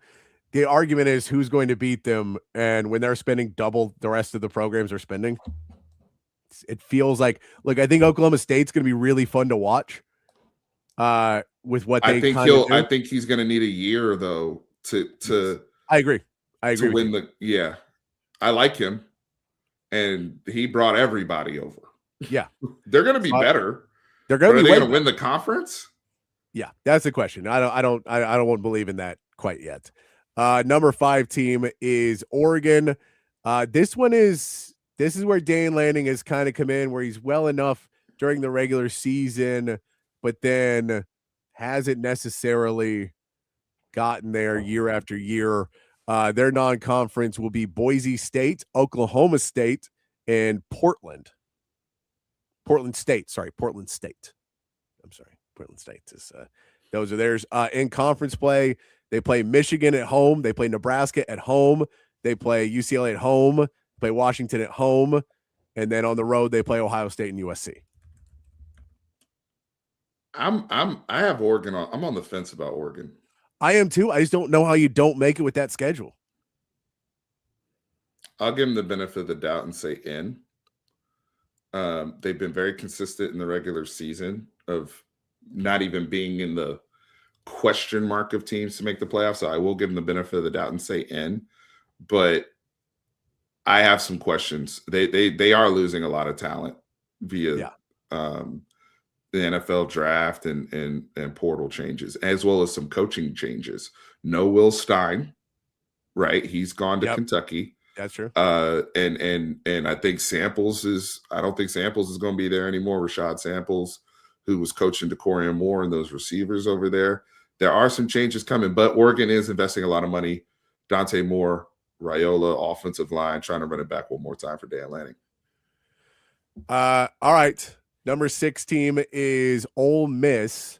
Ole Miss in their non-conference plays Louisville, Charlotte, and Wofford. So Louisville's a hard game. It's Louisville's a hard game. It is. In their conference schedule, they have to play LSU, Florida, Vanderbilt, Missouri, Texas, Auburn, Georgia, Oklahoma, and Mississippi State. Pretty tough schedule. Coaching change in full effect now. If we think Chambliss is going to be back, it raises it a little bit, but there's a lot going on at Ole Miss. That's an uphill battle for Ole Miss. Trinidad Chambliss is a big one. That is outstanding as of right now. We'll see how that legal process works out. But guys, somebody's got to be out. Yeah. These teams don't just we've already said this is the first team where I'm definitively no, you're not going to make the playoffs, because I don't know what type of head coach Pete Golding's going to be. He beat Kirby Smart head to head as an okay. He was never the interim. He was made the permanent head coach. Let me correct myself. However, navigating a season, setting his culture, all of the drama with these contracts, what damage has that had on the locker room and for Pete instilling his culture? And then all of those offensive coaches that were now going to LSU, including young Weiss. Yes. I'm out on Ole Miss. I'm out. That schedule's really difficult. There's multiple teams you just mentioned there that are going to be the teams that we think are in. And I think Louisville's I'm not saying they're going to lose to Louisville, but Louisville is a team I'm looking at that is a dark horse in the ACC with the money they're spending. Yes. I'm out on Ole Miss. I'm out. Yeah, look, I'm too. By the way, Randy, they announced today it'll be a 12 team again next year. That's why we're talking about it. It's announced it'll be a 12 team again next year. I'm with you. The schedule is just too hard. That I think this year they kind of were able to get through the beginning of it, and the back end of their schedule was a little bit easier, and they were able to be playing really well then and just kind of run through and look really, really good. But yeah, that's a really hard schedule in a 9-game SEC schedule with Golding having his first year as a head coach.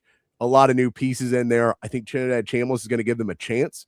So I won't say they're done and completely out of it, but it's a very uphill battle. So if I had to make my bet, I would bet on no. Number 7 team in the playoffs this year was Texas A&M Aggies. Their non-conference includes Missouri State, Arizona State, decent team, Arizona State, and the Citadel, not decent team. Where's the Arizona? Is Arizona State coming to College Station? It is coming to Kyle Field.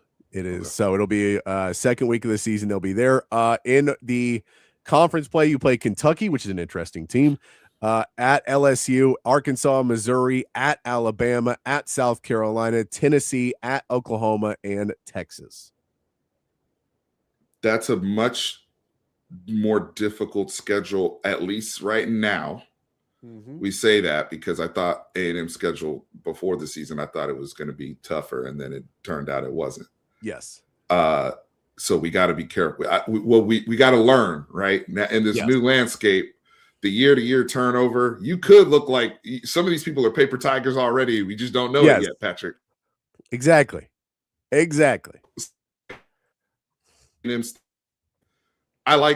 terms of, if I'm being objective, Mike Elko is a good football coach to me.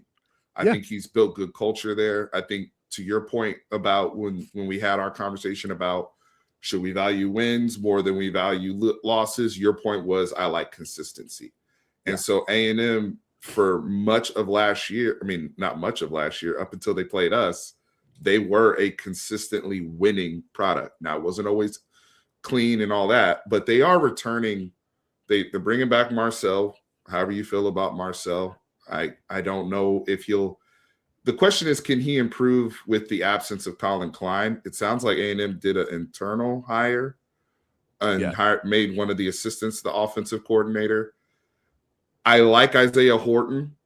I like him with Craver. I like him with the other brother that has three names, and Terry Bussey. They got running backs. The defense should be okay. A&M on paper, I'm a maybe. My thing is, Colin Klein made a big leap last year as a coordinator, which is why he's now going to his alma mater, being the head coach at Kansas State. Can they keep that going? Right? I don't know. Yeah, I'll say this. I think they're in it if they beat Texas, and if they're not, they lose, so they're not in. But I think it comes down to the last game of the season. I think they'll be good enough to be in the conversation. And that game will be at home for them. Yeah, but I think they'll be good enough at that end of the game, the end of the season, that if they can beat Texas, then you're beating a high-ranked team at the end of the season. Then you get the vault to get up there. If not, you can't. But I don't think they beat Texas, so I will say that they are out, all based on that. And then we go to the other team at number 8, Oklahoma. Oklahoma non-conference does include Michigan this year, also UTEP and New Mexico, but they play at Michigan this year. So they have to go up to Ann Arbor week 2. In conference play, they start off conference play at Georgia. They get a bye. Then they play Texas in the Cotton Bowl. Then they play Kentucky, Mississippi State, South Carolina, at Florida, Ole Miss, A&M, and Missouri. So the back end of their schedule is actually manageable. Yes. But everything you mentioned up top, I'm out on Oklahoma. Out. Reason being, they, to me, are trying to build. If this was the I mid-2010s, I'd be a lot higher on OU because you can win with just a great defense and special teams and getting by. But let's say something. We just talked about Marcel Reed. Now we're talking about John Mateer, right? Whenever the opposing fan base is happy you re-signs your quarterback, that's a red flag, bro. Okay, it's a bad sign. That's a bad sign. And we might be eating crow a year from now if he just has this transformational leap and they want to just blame everything on his thumb for the whole damn season, even though he wasn't accurate before that. You guys go off, okay? But I told these folks, when y'all get in the playoffs, people that score 30 are going to beat you, because you guys have this hard ceiling on your offense. And they didn't get any new running backs. No. They didn't get any new running backs. I do like the receivers they picked up. I like the tight end they got, who his sister went off last night against South Carolina in the basketball game. The offensive linemen they got are kind of mid. I'm not impressed. No. I'm not impressed. I don't think that I think they're going to lose at Georgia. I think they're going to lose at Michigan. And we'll see what happens. You know what's been going on with Texas? That's 3. That's 3. Potentially. Yeah. No, the beginning of that schedule is too hard, and I don't even trust them late in the schedule either. I know they played better. They won games I didn't think they would win last year. I'll still take my money and not bet on them to be back next year. I just think people are starting to figure out what that Ben Arbuckle offense is and figuring out how to defend it better and better with John Mateer. And that was a lot that John Mateer had going for him, was that team was able to do what it did because Ben Arbuckle had this great offense. And now that you have the greatest coaches seeing it for another year, I think it's a little bit more of like, okay, we know the game plan. We know the way. If you're a reasonable OU fan to talk to, right? Like a buddy of yours or whatever. If we're sitting there having a beer and being honest, I'm not talking about Twitter fights. Okay. Yes. That's not real life. But you're talking to somebody that is a friend of yours or in your family that really understands OU. I think they would agree with you that they probably won't have the same luck and all those things that went their way. The only way for them to repeat the success of making the 12-team playoff again, John Mateer and Arbuckle are going to have to make a leap. Yeah, they're 100%. going to have to make a big leap, or else it's not happening. 100%. All right, number 9 team is Alabama. The Crimson Tide. Non-conference is East Carolina, Florida State again, which was the big loss that then it was Florida State was going to be good, and then it wasn't. They also played Chattanooga. Big game there. Their conference play is South Carolina at Mississippi State, Georgia at Tennessee, Texas A&M at LSU, Vanderbilt, and Auburn. So that middle of the schedule, there's 3 weeks, 4 weeks, or 3 weeks in a bye, and then a fourth game of Georgia at Tennessee, A&M, bye at LSU.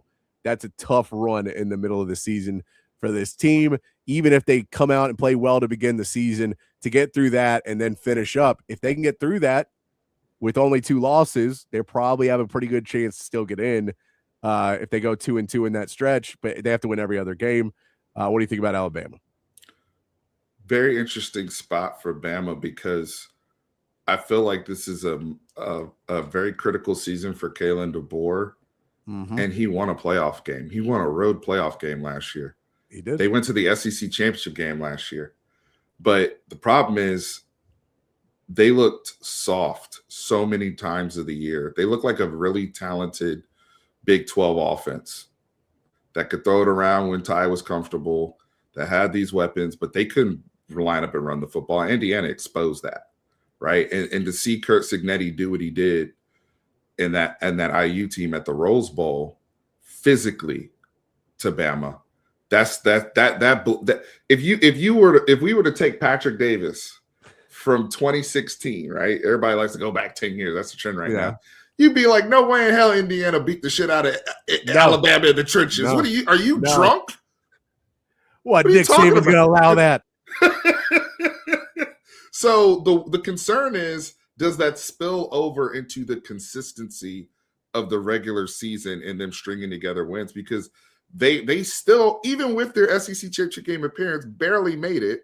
They're going to have a new quarterback, right? We'll see. I know Austin Mack ended up playing, and Keelan Russell, who I'm really high on, former Duncanville QB, but there's a lot of transition here, and it just seems like things are going away from that in this NIL model. I mean, the Hollywood Smothers recruitment and just Bama's struggling right now. They might be struggling financially. I'm going to say out. I'm going to say out too. I'm going to say out. I think they have to have an out year for that donor base and everybody else to really make to get in. So they made fire Kalen DeBoer, which I don't know is the right idea, but they're going to have to make some sort of change to get to where they need to be. I think Kalen DeBoer is a hell of a coach. I don't think, again, he's not trash. Come on, CB. I think he's a good coach. I don't think Bama's the right fit. No, and I think it was a way too over his head thing of walked in and they're like, all right, national championship or bust. And he's like, dude, I haven't even loaded into my office. Like, national championship or bust. And he goes, okay, well, you're going to help me? And he goes, Nick Saban didn't need my money. He's like, geez. So I think Kalen DeBoer's won at every level he's been at. And then it was just a bit over his head to go walk in and follow. Anyone who followed Nick Saban was going to be really, really tough. So let's hit over there on our number 10 team, which is, of course, the Miami Hurricanes. Their non-conference does include the Notre Dame Fighting Irish alongside Central Michigan and Florida A&M. So a couple gimmies there. And then Notre Dame, which was a big game last year. The reason why they made the playoffs last year is because of Notre Dame win. They play at Clemson, Boston College, Duke, Florida State, Pitt, Virginia Tech, at North Carolina, at Stanford, at Wake Forest. Do they even need a quarterback? Here's the that schedule. They should go undefeated. They should. Well, I'm not going to say that. Let me not say that. Notre Dame's good. Notre Dame's good. So excuse me. I should have said undefeated in the ACC. They should, but every year, come on, they find a way to lose. I don't worry. I wasn't worried about Miami in the national championship. I knew they were going to give Indiana a good game and compete. I worry about them when they have to play Louisville on a Friday night. That's when they ain't going to be locked in. And I like their talent. Again, if the Mensa thing holds, that's another triplet. Him, Mark Fletcher Jr. and Malachi Toney. I said almost because Kadarius Toney. And Malachi Toney, Mark Fletcher Jr., and Darian Mensah, that's a balling ass triplet group. Mario will still put together a good offensive line. We just talked about Merriweather going over there today, but they're losing Ruben Bain. They're losing the other defensive end that's going to go high in the draft. They're going to lose a right tackle that's probably going to be going in the top 10 potentially. I'm on borderline with Miami personally. What say you, Patrick? If Darian Mensah's there, they're in. If he's not, they're not. Okay. It's that like if they have a quarterback that can get them through some rough patches throughout the season, I think they'll be fine. But you have to have that quarterback. Like I don't know what they're gonna do if they don't get him. And then right now there's a restraining order he's trying to get it expedited because he can't enroll in Miami yet because of the charges that Duke has put out. So he's not allowed to enroll. There's like the last day to enroll is I believe today. So if this doesn't happen today, he can't enroll in Miami this semester, so he can't be there. Technically, he could still be there before fall. Right, but now he's not there. All spring. Yeah. And if you're Miami, are you going to wait on that all summer? So I don't know. It's a huge one. And CB, I didn't know about that. I'll have to look into that more. When you said trash, I went with coaching. So I don't know. Oh yeah, I was talking about coaching, brother. I don't know. Apologies if he's done some shady stuff like that. Then I will trust you, CB. You are the best honorary producer in the history of Austin Sports Radio. So I'll defer to you on that one. I'll have to look that up after the show. We'll go over to actually, we don't even have to go to these two. Number 11 is Tulane. Number 12 is James Madison. It's a crapshoot, right? Thanks it's for a complete crapshoot. We don't got to talk about them. Yeah, we don't. Neither one of us knows Tulane and James Madison. We're gonna sit here. Well, actually, let me tell you, Tulane's roster. Those coaches have moved on too. Both the coaches moved on. Yeah, we don't need to talk about that, especially with the rule change now as well, right? So let's go to who was it in that's going to be in? Yes, Texas. Texas going to go ahead and get in. Are we sure about that? I'm still going with it. I feel good about it, but I'm just asking because we haven't filled everything yet. I mean, I'll say I still think Texas is going to have a great season next year. So I'm going to go that Texas will be and they will win some big games next year. I'm joking. Sark has to make the playoffs. This last year ours. So let's not kid ourselves. Okay. Yeah. It's playoffs but at the we're talking about much higher things, right? Like yes. Texas has to be a yes. They can't miss 2 years in a row with this roster and the money that they spent. So wait, so that puts us at how many teams we have in now? If we go. So hold on. How many teams did we say were out in that list? Well, we go with 4 between them. 5. We'll say we're at 5, I think. That were 5 out? or 6. That we're in 5 or 6. Oh yeah, that's a better way to do it. Okay, so who's we're at in? 5? Right. So I think we had Ohio State, Georgia, Texas Tech, all for sure. So that's 3 that are all for sure in. Okay. I'm going to give Indiana and Oregon a 1 of they're definitely a 1 at least. And then we had Miami. So I'll say between the 3 of them, that's 2. We'll go with 6. So we'll say out of that whole group, we'll go with 6. Okay.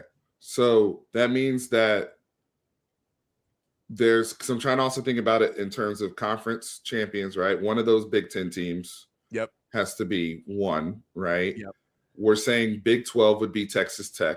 Mm-hmm. Georgia, for the sake of the argument, let's just say they win the SEC again or whatever, but that's another one gone. And then are we putting Miami in? We'll say Miami's in as ACC champ because they should win that even without a quarterback. That schedule's easy. Okay. So then that means that we would need to have 5 teams plus an at-large, correct? Yes. Under the new landscape. Yes. Okay. So of one of those 5 teams, Texas. Yes. Correct? Yes. Okay. I'm with you there. All right. So that gives us 4 more on there. What about Notre Dame? I'm in on Notre Dame. Okay. I think they're in. This is a huge year for them. I think again, like what I said with Alabama, of kind of need the year off to really rally the troops. I think that happened in Notre Dame this year, and I think they rallied the troops around it. Here's the other thing too, right? They ended the season on what, a 10-game winning streak. Yeah, they were really good. They were really good. That's what's so frustrating in this whole. But what's frustrating in the whole conversation, though, Patrick, is because of how the school moves and how Marcus Freeman comes off to some people. I don't have a problem with Marcus Freeman, but I know other people do. But like they are very much hated right now. But what gets lost is they're a badass football team. They are. They were the last team to beat Indiana. They are physical as hell. Both of those Miami and both of their losses were like crazy under the wire. Conversation. They have a quarterback that I'm high on. I like CJ Carr. I think he's a baller. I think he developed. I think he's right there with Julian saying with what he was asked to do. They're always physical. They develop very well. I like their offensive coordinator. The problem is everything else. Is that they Notre Dame and their schedule, and they act like bitches sometimes. Yeah. But they got players, and they got great. They develop. I think they're in. I think they're going to be a good football team. That was a classic Cam Newton take. Notre Dame hasn't been relevant in 20 years, and they go. They're in the national championship game last year. What are we doing? Why are you talking about college, man? You don't know anything about college ball. Talk about the NFL, and don't even. I mean, if they're going to talk about anything, he's not Zay, man. Zay's not. Zay's the one who gets mad about Freeman's hairline. Nah, that's the beige. That's what we call the Beijing, fellas. All right. So if we put Notre Dame and Texas in, that's 3 more teams before the at-large there. BYU on the borderline this year. They're spending some decent money in free agency. Is BYU a team that can get its second Big 12 team in there? I'm glad you brought up BYU because they were the ones that are really, truly the biggest threats to Tech. I still feel like their road. You know, are we living in a world where the Big 12 will be a 2-bid league? That's the question, right? What's BYU's non-con? Do they play anybody? Because my thing is, if you're going 11-1 or whatever you're going in the Big 12, but you're not playing anybody in non-con, you've already set yourself up to where you have to win the conference. To me, Utah Tech. Utah Tech. What is that? They're the Trailblazers. Like DeVry? Utah Tech Trailblazers. Utah Tech. Colorado State. Sounds like K&P Plumbing. And Notre Dame. They do play Notre Dame next year. They play Notre Dame. Okay. Yeah. Okay. So that was the game that replaced the USC game because Notre Dame doesn't play USC now. Right. That's the game that replaced it. Okay. Let's come back to BYU for me. All right. I mean, we're out of teams that were there close. We could say LSU maybe in that conversation now. Oh, there's going to be some people that make it that aren't even on the radar. I got some names. So we'll go with LSU as the next one. It was kind of an interesting name because of Lane Kiffin, because they spent a ton of money and came out in free agency, and they went for it in the portal to try and build that team. They didn't have a terrible roster last year. Brian Kelly just didn't care about coaching football anymore. I think they had some decent players, and you get some guys back and you try and build it. Are they a playoff team next year? They should be with the roster they're putting together and even some of the talent that has been held over. I'm skeptical about year one.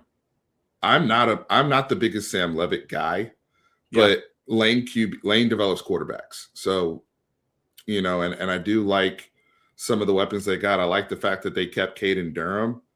I'm skeptical I think their schedule's tough. They're the common denominator with all these teams. Yeah, Texas. I don't know. I mean, so we had 4 SEC teams that made it last year? Georgia, Ole Miss, Bama, and OU. Yeah. And A&M. And A&M. So we had 5. We had 5. So is LSU? I mean, let's say there's 4 or 5 teams again, right? I mean, we said Georgia's in. We said Texas is in. Yeah. Right. Is LSU in that top 4 to 5 is the question. I mean, yeah, they play early in the season. Yeah, I mean, look, they beat that Ole Miss team. I think they're in. Like, because if they beat them, then you got to beat the Aggies at home. You know, they got Texas at home too. They got Alabama at home. They got to go to Tennessee. So it's like all you got to do is win half of those games of like really tough ones and then win out. And I think Lane Kiffin can win the ones he's supposed to win.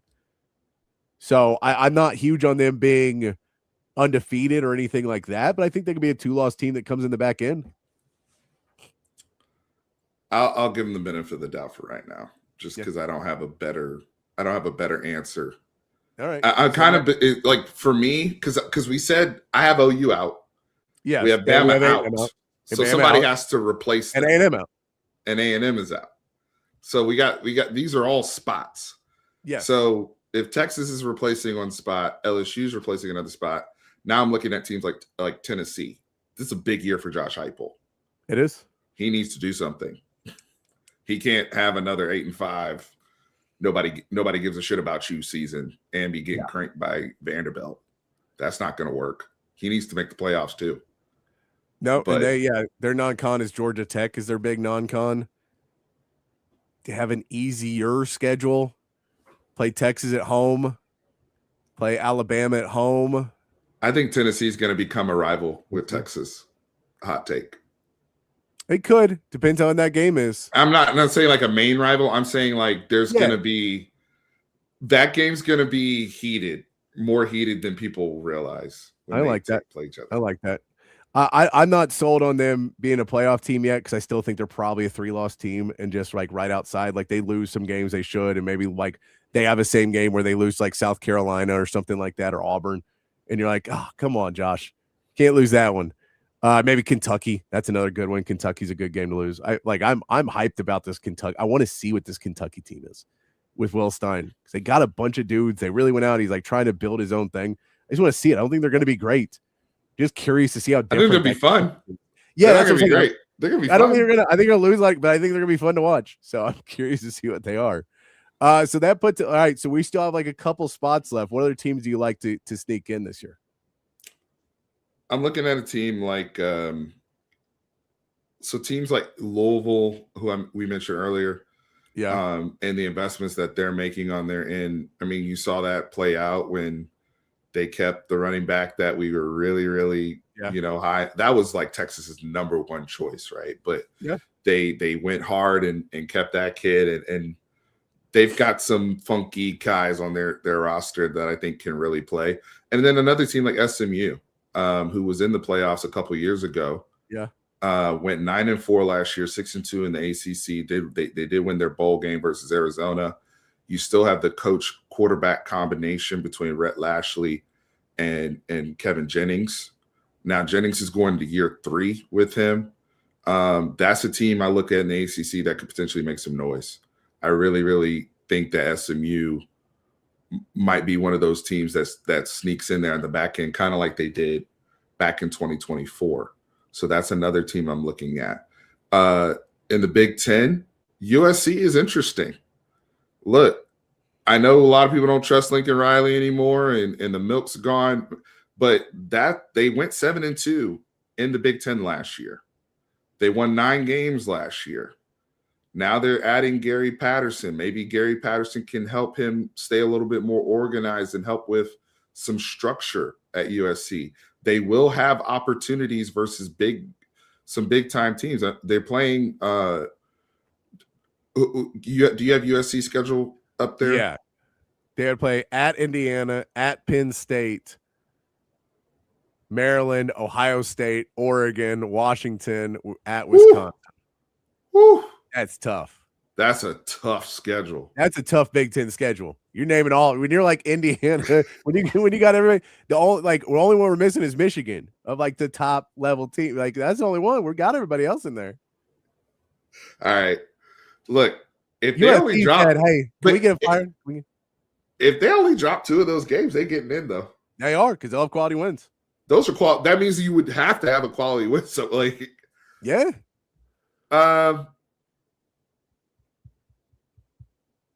What about you? Is there any team out there that just? Oh, I know who I like. Who's that? I think Michigan's going to make it. All right. I think I'm a believer in Kyle Whittingham. When I found out that Bryce Underwood didn't even have a quarterback coach, it's insane, right? That's an insane. Like, I don't know. You know, I look. I think we found out that Sherrone Moore was not fully invested in the right things, but at the same point, that is insane. That there is no one around. This is a problem with, and I think Whittingham will be good for what they need, but I think it's such a dumpster fire there when Harbaugh left. Like he was a guy more like Belichick and everybody else that was like, I got all the books, and when I leave, I'm not leaving the books. And I think Whittingham's going to take a year to get it back to like, oh, we're a functioning program again. Can you pull up Michigan's schedule, please? Yes. So to me, Michigan, I want to see the schedule first because I'm about to make a comparison that is right in line with what you just brought up, Patrick. But I want to hear the schedule first because they have OU coming. That's their big. Yeah, Western Michigan, OU at home, UTEP at home, Indiana at home, Iowa at home, Michigan State, Penn State, UCLA, all at home. Their road games are Minnesota, Oregon, Ohio State, and Rutgers. So they do have to play Ohio State and Indiana as well. I like this. All right, so I'm super high on Michigan. Okay. That's the team I'm super high on because that schedule to me is not like wild like USC's schedule. It's manageable. Your hardest games for the most part outside of the Oregon game are all at the crib. I think you talked about Belichick, right? To me, the coach after Bill Belichick was that brother Gerard Mayo.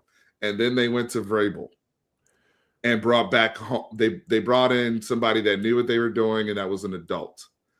I see some similarities here with Michigan post Harbaugh. After Sherrone Moore, now you're going to a Kyle Whittingham, alum, or not an alum because he played on the West Coast, but a guy that's very well respected, and has a plan for this whole operation. I think Kyle Whittingham's actually going to be motivated to show that he at one point was always mentioned in the top 5 to 10 coaches in the sport. Oh no, without failure. The fact he got pushed out at Utah, he's going to be motivated. I think things just went stale. He was there for 20 years. Well, yeah, and they had a coach in waiting that they were like, it's time to go to the coach in waiting. We're ready to go to the coach in waiting. We want to go to the coach in waiting. And so he read the writing on the wall, which was I either make the playoffs next year at Utah or I'm fired, or I can walk away now and I look like a winning coach who doesn't have the stigma of being fired. And then Michigan falls into his lap. Which when you're like, oh, I made the right decision here. So think about it this way too. That's the other thing. Michigan, one of the things they do well that is in alignment with what we just saw is the physicality, the offensive line. They're going to be able to run the football. That's no question about it. They're going to be able to stop the run, especially when they get, some of the guys that they're bringing back and some of the guys that they've developed. I think Michigan is going to make the college football playoff because Bryce Underwood just being within proper structure. Kyle Whittingham said on that Urban Meyer podcast, half of the season last year he was 17 years old.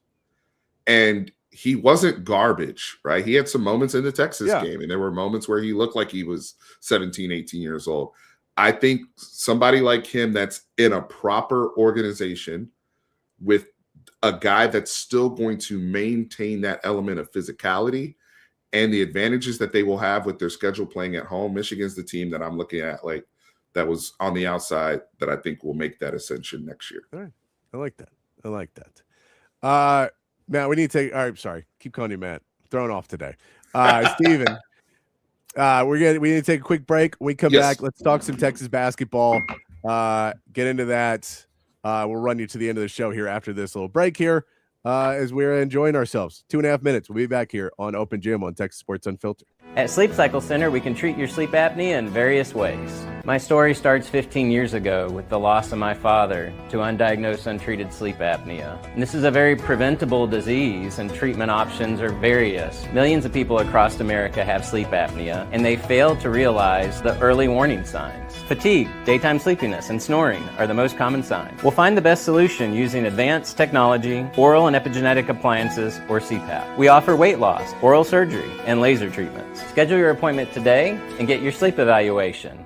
If you're looking to remodel a kitchen, renovate your bathroom, or maybe add some new life to your outdoor space, reach out to our friends at McCall Custom Homes. They are custom home builders and renovators here in Central Texas, and they've been doing it in Central Texas for more than 40 years. It's a father-son team with a ton of experience, and all of that experience is here in the Austin area. So they know what it takes to turn an Austin area home into something truly, truly special. Right now, our friends at McCall Custom Homes are offering free estimates to TSU listeners so they can come out to your place, hear your vision, they can tell you what they can do, and then you can go from there. Don't just take my word for it. Check out their website, McCallCustomHomesATX.com. Look at the gallery of jobs they've done over the last 4 decades. And then when you're ready, again, reach out to them and they will come to you. McCallCustomHomesATX.com, or you can call or text Mike McCall directly at 512-633-9580. It's McCall Custom Homes. We build value into your home. Hi, this is Tom McKay, owner of Audiovisual Consultations, and all of us at Audiovisual would like to wish you and your family a happy holiday season. This time of year can get a little hectic, so we want to remind you to relax, enjoy the season with your family and friends, and give us a call at 512-255-8678 for all of your home entertainment needs. This is my favorite time of the year. I love the holidays, the music, the decorations, the presents, the whole darn thing. So this year I'm asking all you listeners to help make this a special holiday for everyone. Smiles are contagious and free, so let's give them away like the government gives away your money. Let's high-five strangers on the street. Hold the door for people behind us. Tip your servers more than they've ever been tipped before. Give to a charity, or hell, give to a bunch of charities. If someone does a good job, tell them they did a good job. Pat someone on the butt. Sing in public places just because it feels good. And as always, hug your kids until they beg you to stop. Watch some games with your friends and make love to your wife or your husband. I know there's some women listening too. You can still give us a call at 512-255-8678 if you'd like to get some cool electronics. But more importantly, have a great holiday season and a fucking awesome next year. Welcome back into Open Gym here on Texas Sports Unfiltered, hour 2 of the show. I guess last 20 minutes of the show. Here we went a little long. I'm fine with that. It's always fun hanging with my man Steven from Fanatic Perspective. It's a lot of fun. Appreciate you guys hanging out with us on a Friday as well. Before we all have to hunker down for winter weather. Hoping that the weather holds out for Texas basketball so people can make it there and home safely. It is a noon game, which is positive. I've seen it change from it looked like it was going to start freezing at 10 a.m. Was the reports earlier today to now it's saying it will be like 34 for most of the day, but not quite freezing. So overpasses may be a little bit more sketchy. But actually it won't freeze until like 5 or 6 at night. But that's, I mean, we're kind of splitting hairs at a certain point. Is going to be very cold all day tomorrow. So be safe with whatever you're doing because, you know, it may not be worth it to drive to the Mood for Georgia if you're worried that you got to make some big overpasses and then make them on the way home. I would say I would not want to be taking the high roads on that day. I may want to take the low roads on that day. Matt, Texas versus Georgia. I've not even looked at a line for this game yet. Texas -1.5. I think it was. Really? Is there an injury report on this that I'm missing? I think that Texas Georgia the doubt Texas at home. -3.5 right now. Oh, it's 3.5. Excuse me. I was looking at it on the ESPN thing, I think. Yeah, I just looked on it too, and it says 3.5 right now. That is a bit surprising to me. Okay, there will be an injury report tonight. Oh, it opened at 1.5. I'm sorry, I can't read. It opened at 1.5. It's now Texas -3.5. Yeah. So it is that is I mean, this is a Georgia team who's played pretty well this season. They have some guys who can score the ball. I think they have some guys who can score the ball well, even with the Sean Miller run them off the 3-point line plan that has been working against some teams where they've put him in the mid-range and they haven't scored. Blue Kane is a guy for Georgia, who's been really good getting to the basket, scoring around the rim or scoring just outside of it. His 3-point shot is going down this season. Hasn't had a record 3-point year, but he's still second in team in scoring. I'm a little bit worried about Catchings. 6'9" forward, can shoot a little bit, can play into the basket a little bit. I don't know who we have guarding him really. They do have Cyril, I don't even want to say his first name, who is their 6'11" guy who's going to be going in the post. 6'11", 260, averages 2.9 blocks per game. Going to be bumping with Modest Voikatitis. This is for Texas. Sean Miller said it. You got to stop fouling. This is a team that knows how to score, knows how to get you in foul trouble. If you're able to get Modest inside and get Cyril in foul trouble, then you got a lot better shot in this game. But if you're constantly playing from behind and you're trying to play and catch up, this is not a game that you're going to win, I don't think, if you have to score 90 to win it. And we know that Georgia can score 90. Yeah. They've been playing good ball recently, Patrick. I mean, 2-game winning streak, lost in overtime, very tight ball game to Ole Miss. And then before that had beaten South Carolina. So they're coming in playing relatively consistent basketball, right? So I think to your point about, hey, why is Texas favored in this, or why are they getting that line? I think there's an element of, hey, we expect Texas to come back at home and play well. And Texas, I guess my question is, and you've probably seen more Georgia than I have this year, Texas plays their B+ game. Yeah. Is that good enough to if both teams are playing good ball, is Texas better?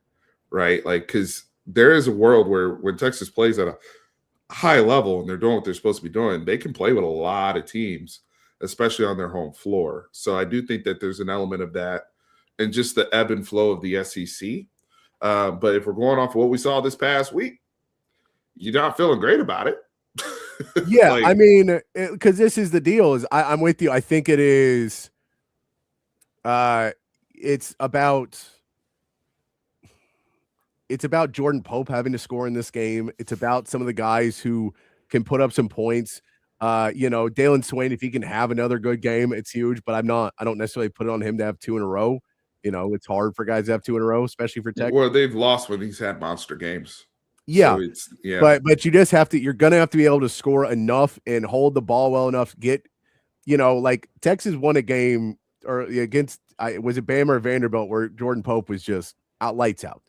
And you're like, if Jordan Pope's lights out, then we have a good chance to beat anybody. Because if he's putting up 20 something points for you, that's an X factor of he's going to have 20 or 8. And I can't do 8 to 12. It's not going to get me through it because he had 8 versus Kentucky, made no threes. Yeah. 4 for 6 from 3. Yeah, they got to shoot better as well. They shoot better at home. It's going to be weird because the weather as well, because you want it to be a warmer gym, but it's hard to heat up a gym when it's 30 degrees outside. So it's going to be a little bit colder of a gym. That affects their shooting. You hope it affects the road team more than you. And what's Randy is they lost to Ole Miss. Ole Miss wants to play defense, and that was a high-scoring game. We've seen them play some high scoring and some low scoring. I think you want to be able to put it somewhere in the middle, and you want to be able to win this game by scoring 80. So have it 77 to 80 or, 81 to 85 or something like that. Around there is where you want to be to win this game, where you feel really comfortable about it. Because I think once we get into trying to keep up in 90 in, games that are 3 points or less, Texas hasn't won yet. So I don't necessarily want it to come down to clutch time for Texas because that's not where they've been their best this season. When I look at Sean Miller, one thing I want to see, does your team respond, right? You said your piece. We've talked ad nauseum about it the last 2 days, Patrick, but does the team respond, right? I mean, we talked about this, about Georgia's propensity to generate fouls, but this is also a challenge now for these kids to see if is the message getting through, and B, are they being coached? Both things should be in question because if we see the same issues, regardless of what, like that only to me tells you there should be more of an emphasis on being defensively responsible. Because again, I'm not going to blow up a coach if guys are getting great looks and they're just not finishing or hitting their shots, right? Or if I see great defense and a kid's on a heater and he hits a fadeaway three or a midi, out of his bag, but you had the right coverage, you iced the screen, you did everything you were supposed to do, and they scored anyway. But that's not been the case with this defense in particular. So assuming the things that are better in terms of the shooting and all those other things, the situational stuff, can they get a stop when they need to? Can they get 50-50 balls? Is the energy better? Is the comms better? Are they playing tighter?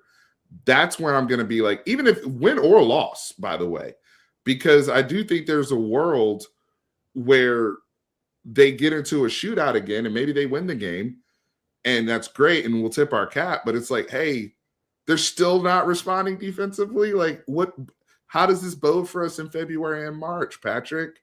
Right. So that's something I'm really, really going to be paying attention to. And I mean, it kind of goes hand in hand of, what Sean Miller's like, we're not putting out defensive energy. We're not having enough energy on defense. And then they start having energy. He's like, well, now we're fouling. And I'm like, yeah, because they don't know how to play defense. So you're just having them. Now they're running after the play. So when you get on them for fouling, do you lose a little bit of that defense now? Because the guys are now not trying to get turnovers. They're not trying to run up and play help defense. They're not trying to do that. And they get back to kind of where they were, where they're not as active because they're like, well, we're going to foul for active. And you're still going to foul, but you won't get those. You'll save yourself a foul if you don't reach in, and you'll save yourself a foul if you do that. But you might lose a couple steals. You might lose a turnover here or there. So that, to me, is also a question of, can they can they coach them up to where they're not responding to a post game to actually being coached in the right way. And Randy, I think the help defense has worked in ways. It does bite them, but it looks super ineffective, yet somehow the shooting percentage off of it doesn't seem like we're losing terribly off of it. Guys are getting open shots. I'm with you. When you watch it, it looks terrible. And Kendall Weaver's probably the worst because he's all over the court. And Kendall will come off a guy, but he's guarding one of their better players because it's Kendall Weaver. And then he comes off to help out like Pope. And he throws, and yes, Lindo, I lucky enough to meet Lance Blanks. He was a very awesome dude. I think he passed away over a year ago now, but a very awesome dude. Always love the story.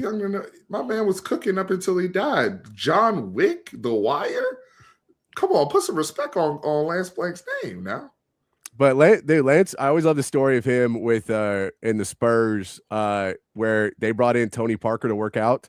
And they were like, Lance, can you go run around with Tony and see if he could I was thinking about the actor. My bad. No, Lance played at Texas. Played at Texas. My bad. I didn't know he passed away. Yeah, passed away a year or so ago. Yeah, something really? Like that. Yeah. Oh, that's news to me. Yeah, no, because it was my bad. I was thinking about. We were watching Texas basketball at the time because Lo Galindo was very, because they worked together a lot. So.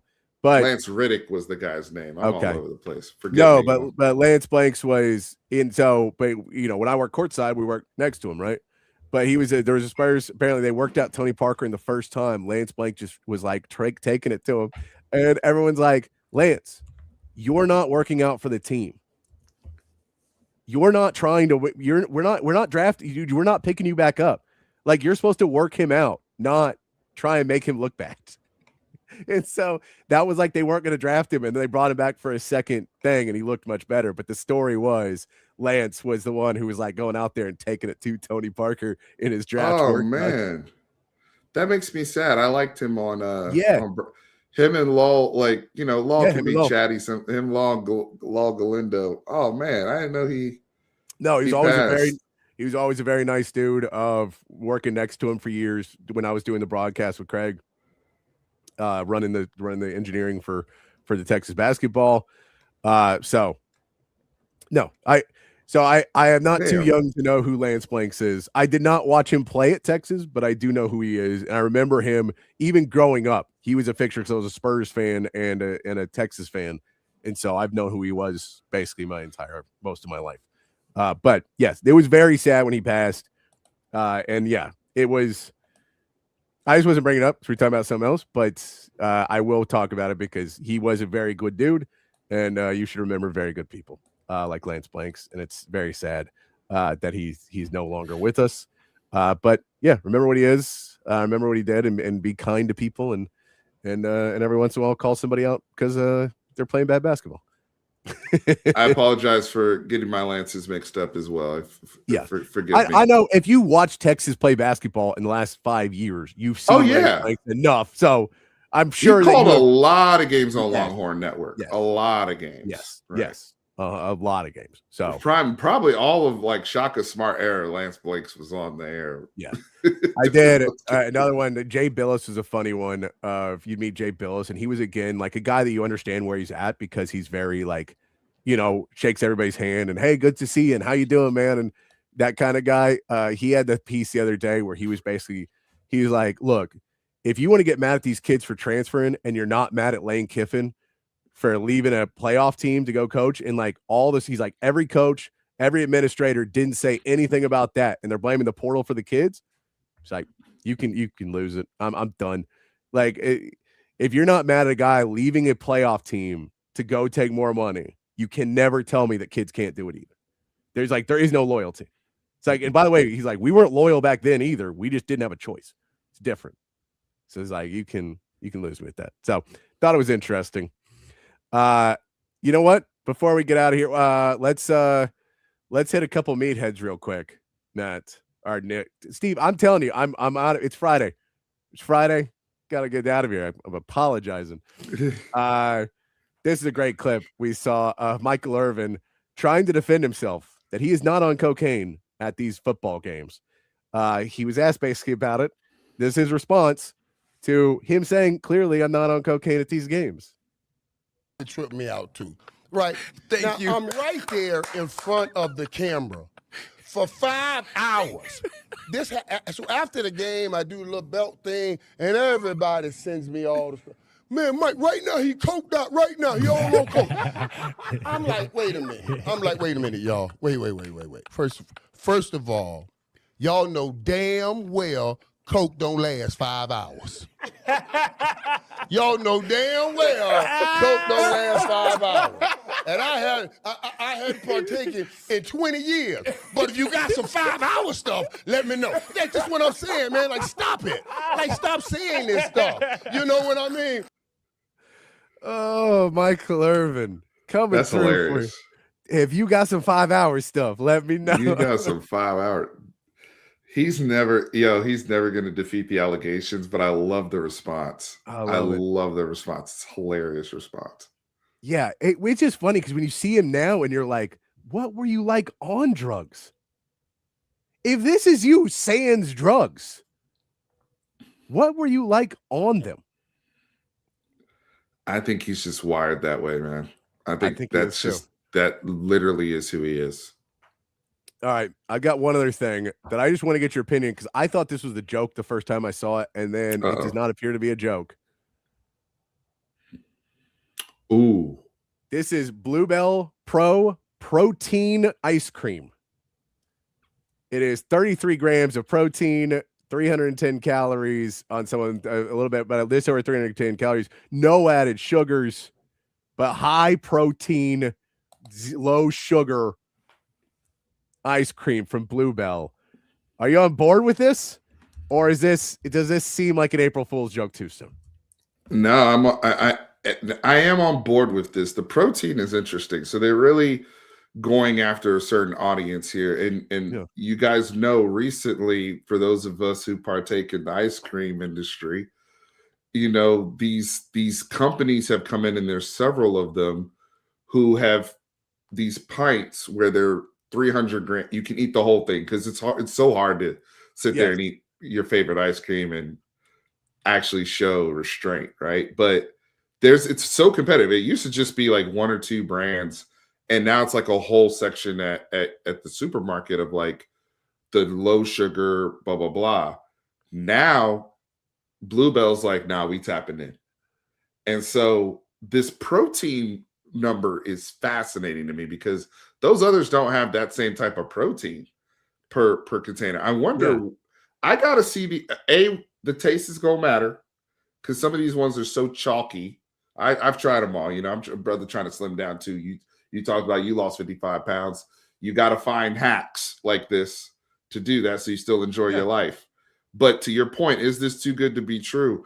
If I'm Bluebell, I'm putting up all the HEBs, all of them, little tables out there, samples, and have the people talk, like get the people, because they could dominate this space with their brand already and that protein number. Hey, do you want me to tell you who the sponsor, who needs to be the face of Bluebell Protein? Jordan Whittington. Jordan Whittington, who, you know, was having to eat ice cream when he was trying to fix his body. And he was like, oh man, I eat my ice cream here and I'll eat my ice cream here. Just remember, you always used to talk about that when he had the injuries. He was trying to, eat ice cream sometimes and not eat ice cream other times. It's J-Wit, man. I like that. He feels like a Bluebell guy to me. Feels like he could sell that. I'm all for it. Steven, thank you so much for hanging out with us. Tell everybody once again, they know where to find you, but tell them anyway. Find them at Fanatic Perspective. No, this has been a fun last few days. I always love filling in here when I can, whenever you guys need me. But Steven, Fanatic Perspective, you can find me on YouTube, Twitter, very, very active on Twitter, the whole bit, right? Talking Texas football, talking San Antonio, talking Cowboys. I'm going to be working on a video about the new defensive coordinator, Christian Parker. And then, just Texas football thoughts, getting more granular, and obviously communicating with you guys. Like we call Fanatic Perspective, it's a fan-led platform for the fans, by the fans. So thank you for having me on, Patrick. I'm so grateful. Appreciate you, brother. Everybody be safe this weekend with the cold weather and possible freezing conditions. And if it's snow, enjoy yourself and go take your pictures. We'll be back on Monday. Matt should be back from the deer blind if he did not get trampled by the hogs and deers and all of that this morning. He'll be back on Monday, and we will break down all the action over the weekend and a whole lot more as we come back. But until then, be safe, be kind, keep your underwear clean. We'll see you right back here on Monday for more from Open Gym.